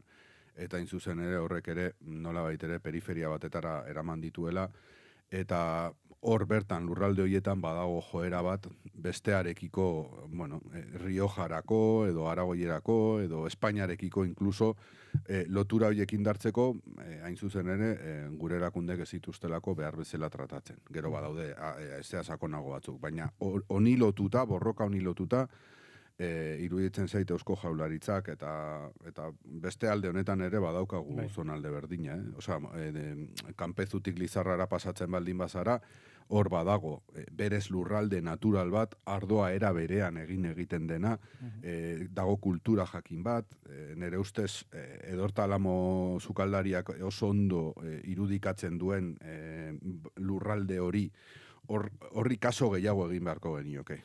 Iruditzen zait hasi garela hori egiten orain itsasoarekin, Getariarekin, Elkanorekin, iruditzen zait hori sartu dugula gure iruditerian, eta honetan zerbait falta zaigu, eta horrekin batera beharko genuke izan elementu komerzial potente bat ardoaren inguruan, eta nekazaritzaren eta mastizainen inguruan ere. Bai, guztiz bat, ez? Bueno, lehenik eta baina kaso ez, lehen aipatzen duen nosotros los españoles, bueno, hori ikusten dugu ez, Emilio Agillok, salatzen zuenean ebazpena, nolabait hori oso presente dagoela, eta lehen 78ko regimena aipatzen genuen, erabat errotuta dagoen zerbait dela, ez? Eta nolabait hemen diferentziazioa aldarrikatzen da, eta hor ikusten da oraindik orain, ez? Batasuna ulertzeko modu, esango dugu, sakrosantiko eta guztiz itxi, eta monista bat, eta horrek uste dut, diferentzia ezberdinak itotzen dituela, eta tartean ikusten dugu, horrek ze ondorio dituen, tartean baita ardogintzari dagokioen ere ez. Eta hor badago, horri lotuta badago burujabetza faltaren auzia, eta gero badago, zuke aipatzen zen nuenaren hildotik, Iñaki, lurralde garapenari lotutako eztabaida bat, ez? Elkarrezketa batzuk irakurtzen aritu nintzen atzo, Agil hori egindakoak, eta tartean, handi txiki dikotomia ere etengabe aipatzen zuen, berak esaten zuen gaur egungo ereduaren baitan txikiek edo ertainek esango dugu ez dutela ez dakit zer eginik, baina zailtasun handia dituztela behintzat, ekonomikoki ere garatzeko, eta berak aldarrikatzen zuen hain zuzen ere, nolabait, burujabetza horren eskutik, tokian errotutako eta lurraldean errotutako garapen ekonomiko bat eta sozioekonomiko bat ere uste aldarrikatzen zuela. Eta uste horrek, bai balio duela gainera ardogintzarako eta beste hainbat esparrutarako ere baliagarria dela. Eta azkenik hor babes eskaxa aipatzen zuen eta esaten zuen ez errez egitea ez dela aukera bat guztiz bat natorrekin, eta uste abertzaletasuna aipatu dezulen, Iñaki, uste honek erakusten duela besteak beste politika publikoek herria ere egiten dutela, ez? Hor, Jule Goikoetxeari behin edo beste entzun izan du diot hitzjoku bat eginez, berak zioen komunitateek behar dituztela unitate komunak. Eta unitate komun horiek politika publiko eta instituzional jakinek, komunitate jakinak egiten dituztela, ez? Eta zentzu hortan iruditzen zait, alako politikak, bestelako politikak egitea funtsezkoa dela alde batetik lurraldeari lotutako garapen hori eta garapen duin hori bermatu dain, eta besteak beste, lehen aipatzen zen horren hildotik, herria egiteko eta komunitate eta nolabait komunikazio esparru partekatu bat egingo balin bada, politika publikoak ere ezinbestekoak direla, ez da. Begira kontrastea nolakoa den, ez? Aznarrek esaten duenean, nosotros los españoles, sartzen gaitu espainol izan nahi ez dugunak ere. Eta Agillok salatzen duena da, izuzen ere, gu euskaldunok esaten dugunean, euskaldunak izan nahi dutenak ere ez ditugula barne hartzen. Eta orduan, gure txikitasunean, gure ahuldade guztiarekin, gure periferian egoteko honekin, gure arazo den era guztietako arazo kultura, sozial, ekonomiko, dimensioarenak, gure eskalarenak, eta hala eta guztiz ere ez dugu lortzen, gu, euskaldunok horretan, Agillok planteatzen duen ekarpen hori jasotzea, ez? Hori baztertuta geratzen dela salatzen du berak, eta nik uste dut hor badaukala tragedia bat, badailako gainera, gero ere gu euskaldunok edo gu euskal herritarrok, gure eztabaida hauetan guztietan, gero hori trasladatu egiten da, erabatean edo bestean, gauza txiki guztietara, baita ardo botila bat, saldu, erosi, edo esportatu, importatu, horren eskemara, ez? Eta iruditzen zaitor badagoela gogoeta bat, gu, Mikel eta Biok ikuste zuen, badaukagu joera trascendental hau, baina gero hau da zerbait oso zehatza. Osea, hauek dira upategi txikiak, hauek nahi dute gauzak bestera batera egin, daukate lurraldearekin lotura berezi bat, eta nahi dute munduan azaldu direna bezala, Euskal Ardoak bezala. Eta gure erakundeak ez dira kapazak hori bideratzeko. Eta gure gu menpe hartzen gaituen estatua ordea kapaza da hori debekatzeko. Eta orduan gure tragedia ardo botila horretan irudikatu egiten da eta agioren salaketa horretan. Ezer gutxi gehitzeko. Hori da, ardo bat hartzea joango gara. Hori da, pizka goiz, Bueno, Arabakoa delako ez gustatzen zaigulako. Hori da, makar. Herria egiteatik, ez? Hori da, naziora ikuntzaren izenean. Bueno, azken EPM bat egingo dugu, badakigu tarte gutxi dugula, baina gainetik bada ere, aipatu nahiko genuke, ez da, nazioarteko zalantzarik gabeko albistetako bat hori delako. Israelek Iran erasotu zuen, Estatu Batuaken laguntzarekin, Estatu Batuak ere bombardatu zuen, eta Iran erantzuten ari da. Ez dakigu zirkulo espiral hau nola amaituko den, baina amaitzen hasiote den, ez dakigu, ze gaur, gauerdian, Euskal Herrian gauerdia zenean, Donald Trumpek iragarri du Israelek eta Iranek suetena hitzartuta dutela. Oraindik baieztapenik ez dago batena eta bestena, Iranek ukatu egin da hasiera batean, Israelek dio baietz, badagoela, Teheranek bide horri bat emateko prest agertu da, Aritz ez dakit azken orduetan edo azken minutu hauetan zer dakigun. Bai, bideratzitako buletinen aurratu dugun bezala, Israelek suetena onartu du. Bat gauean, elkar erasoka egon diren, arren Israelek Trumpen suetena onartu du esan bezala. Etxe zuriko agintariak egin duen proposamenean, zehazten dira behin betiko suetenerako eman behar diren urratsak. Entzun ezagun Vance, Trumpen alboko gizona. And I think the president really hit the reset button and said, look, let's actually produce long-term peace for the region. That's always been his goal. I actually think when we look back, we will say the 12-day war was an important reset moment for the entire region. Beraz, bide hori ipar, egun baten buruan suetena bete bada, 12 eguneko gerra ofizialki bukatutzat emango dute. Iranek ez du adierazpen ofizialik egin momentuz, baina atzerri ministroak iradoki du prest leudekela. Ikusiko dugu oinatz, hurrengo orduetan zer berri ematen diguten. Ze aldakorra den eskenatokia kasu honetan, ez dakit, bombardaketak, Israel Iran erasotzen, hemen atzetik pentsatuta dago da, norbait pentsatuko zuen, haune guztionek izan ditzazken ondorioak, baina tira ikusiko da, esan dugu sueten hau zertan den, ekonomiari zer egin ekarriko zion, hango hormuzko bidea isteko edo ez, erpin asko daude zentzu honetan, eta gu hemen ez gara hasiko aurreikuspenak beteko diren ala ez orain esaten, baina tira, minutu gutxi ditugu, Mikel ez dakit azken orduetako mugimendu hauek zer iradokitzen dizutan? Zaila da, ez? Atzo gauean tertulia prestatzen ari nintzen ikusi nuen, Iranek erantzun du, eta gaur etorri garen erako, orain Trump suetena iragartzen ari da, ez? Hor, esango nuke, hor badago antzekotasun bat, ez? Arantzelen gerrekin ere estireko zerbait egin zuen, lehenik eta kolpea jo, eta ondoren suetena, ez? Nolabait joko arauak aldatzen aregintzen da, eta gero horiek pixka bat instituzionalizatzen, edo ez dakitzen den bere estrategia, ez? Nik oroar esango nuke, ez dakitar, Amerikako Estatu Batuen, jardun bidea eta egindako erasoa bera kriminala dela bizentzutan, ez? Hitzaren adiera bikoitzen, ez? Alde batetik krimen bat delako eta nazioarteko zuzenbidearen oinarrizko eskubide eta printzipio guztiak urratzen dituelako, eta beste alde batetik horrek uzten duen jokalekua kriminala edo oso arriskutsua delako, ez? Alde batetik Israeli erabateko impunitatea ematen dio, ezin dugu aztu, ez? Orain ari dira esaten Iran bomba nuklearra lortze hartzegoela, atzo Mikel Aiestarren irakurtzen nion berak eskualde hortan lan egiten duenetik, eta da urte mordoska bat badira etengabe entzun duela hilabete gutxiren buruan lortzear dagoela, beraz, egon gaitezke Iraken eta beste hainbat lekutan erabili izan dituzten beste enegarren gezur baten aurrean, baina ezin dugu aztu bitartean Israelek armamentu nuklearra garatu duela, naiz eta ofizialki ez duen alakorik egin, ez? Eta kasu honetan Israeli erabateko impunitatea ematen zaio, bai eskualdean bertan esku hartzeko eta baita noski Palestinako genozidioan aurrera jarraitzeko.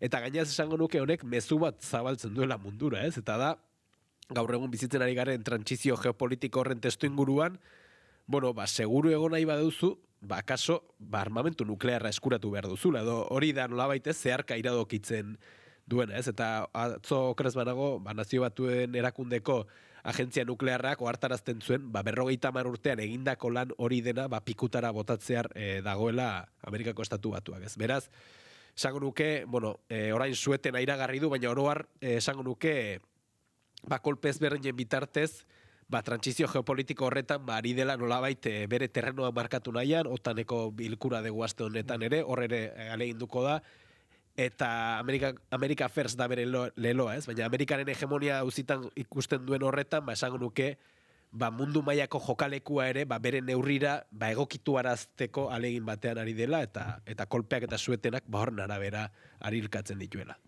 Iñaki. Ze ondo hitz egiten duten filosofo gazte hauek.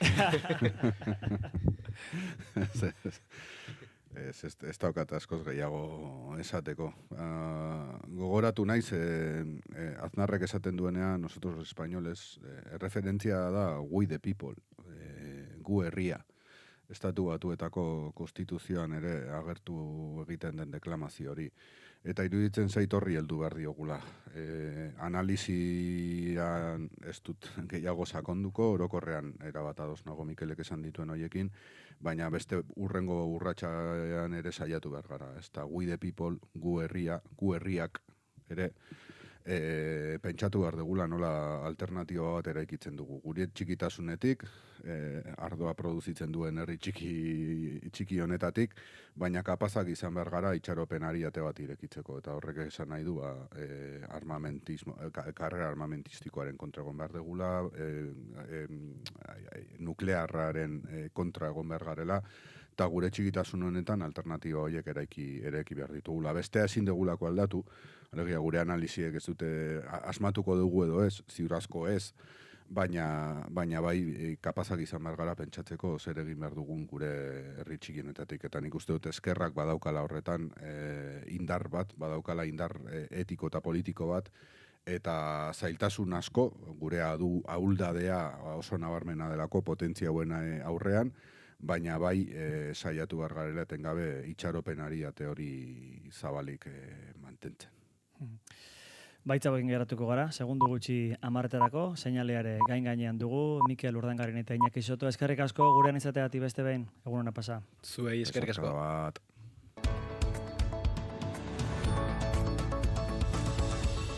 Azken orduko horren bila joko dugu, Itxaso Leon, kaixo egunon? Kaixo egunon oinatz eta egunon entzuleok, Bilboko bira kulturguneak ezingo dio orain arteko kultur eskaintzari eutxi laguntza publikoak murriztu dizkiotelata.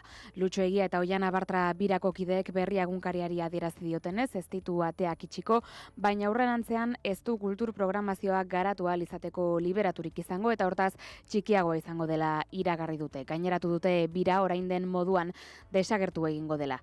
Kideen hitzetan proiektuak aski ditu 45.000 euro orain arte bezala jarraitu alizateko, baina astelehen honetan publiko egindako oharrean zehaztu dutenez, babes publiko handiagorik jaso ezean ezingo dira gutxieneko aurrekontu horretara hurbildu eta beraz liberaturik gabeko egitura batera itzuli beharko da bira. Aurreko astean jakinarazi zieten erabakia birako bazkidei eta gaur egin dute publiko sare sozialen bidez zabaldutako mezu batekin.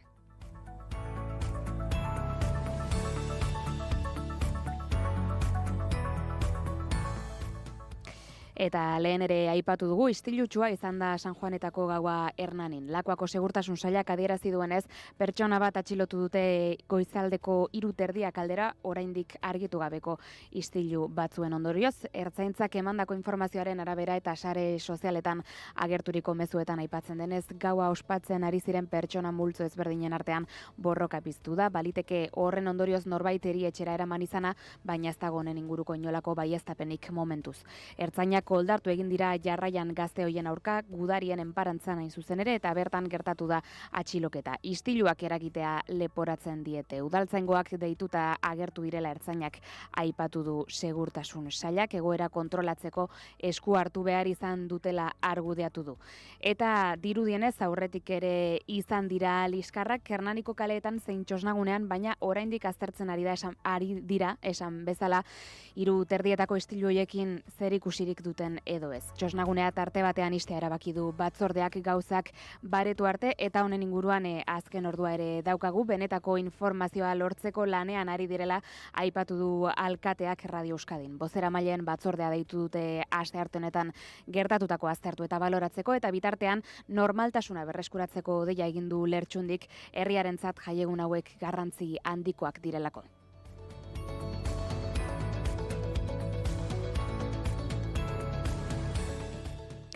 Eta nazioartean gaurko eguneko gaietako bat ere bada Donald Trump Estatu Batuetako presidenteak iragarri duela Israelek eta Iranek suetena hitzartu dutela. Nolanahi azken orduetan erasoak izan dira eta Iranek ukatu egin du Israelekin akordiorik egin duenik. Hala baina Teheran horri bide emateko prest agertu da eta bestalde kontatu behar dugu Israelgo gobernuak Benjamin Netanyahu lehen ministroa buru duela Estatu Batuetako presidentearen proposamena onartu duela, ziurtatu duela. Ordu batzuk geroago komunikatu batean, baina ohartarazi du Israelek erantzun egingo duela akordio hori urratuz gero. Eguraldia eta trafikoa naiz irratian.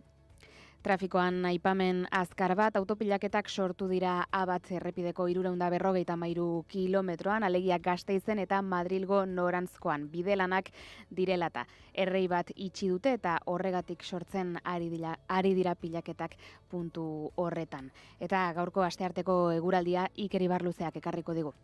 Astearte honetan ere eguraldi etzegonkorrarekin jarraituko dugu, baina gaurkoan bero zakarra izango da hizpide. Goizean, erdi eta goi mailako hodei batzuk ostarteekin tartekatuko dira lurralde osoan, baina giroa lasaia eta atsegina izango da, eta gainera eguerdi alderako zerua garbiago agertuko da eta giro eguzkitsua nagusituko da. Arratsaldeko lehen orduak ere antzekoak izango dira eguraldi atseginarekin, baina arratsalde erditik aurrera bero hodeiak garatzen hasiko dira berriz ere barnealdetik barna eta ekaitzetara joko du. Ekaitzak egotik iparrera mugituko dira, eta atarteka handi xamarak izango dira eta lurraldeko edozein txokotan lehertuko dira. Haizeak goizean egotik joko du, arratsaldean iparraldeko haizea nagusituko da eta lurralde osora zabalduko da, ekaizgunetan erne berriz ere bolada gogorrak eman baitaitezke. Temperatura minimoek hego-isurialdean gora egingo dute eta gaua bertan edo goiza bertan oso epela izango da. Minimoak 16 eta 25 gradu bitartean errendituko dira. Maximoak aldiz gora egingo dute eta Kantauriar isurialdean gorakada handia izango da eta lurralde osoan beroa zakarra izango da. Kantauriar isurialdean bertan 30 eta 37 gradu bitartean errendituko dira maximoak, ego-isurialdean aldiz 34 eta 39 gradu bitartean, temperatura freskoenak Bizkaiko kostaldean emango dira, altuenak aldiz Nafarroa hegoaldean. Hauxe beraz, itxaso, eskerrik asko, 11etan urrengo informazio boletina gero arte. Horixe da, gero arte. 11:05 minutu onaino beraz kontatzeko genuena bihar berriz ere informazioaren ariaren lehen edizioan aktualitatean eta hausnarketarekin bueltan izango gara bigarren kafeako lagunekin utziko zaituztegu egun ona pasa. Naiz irratia.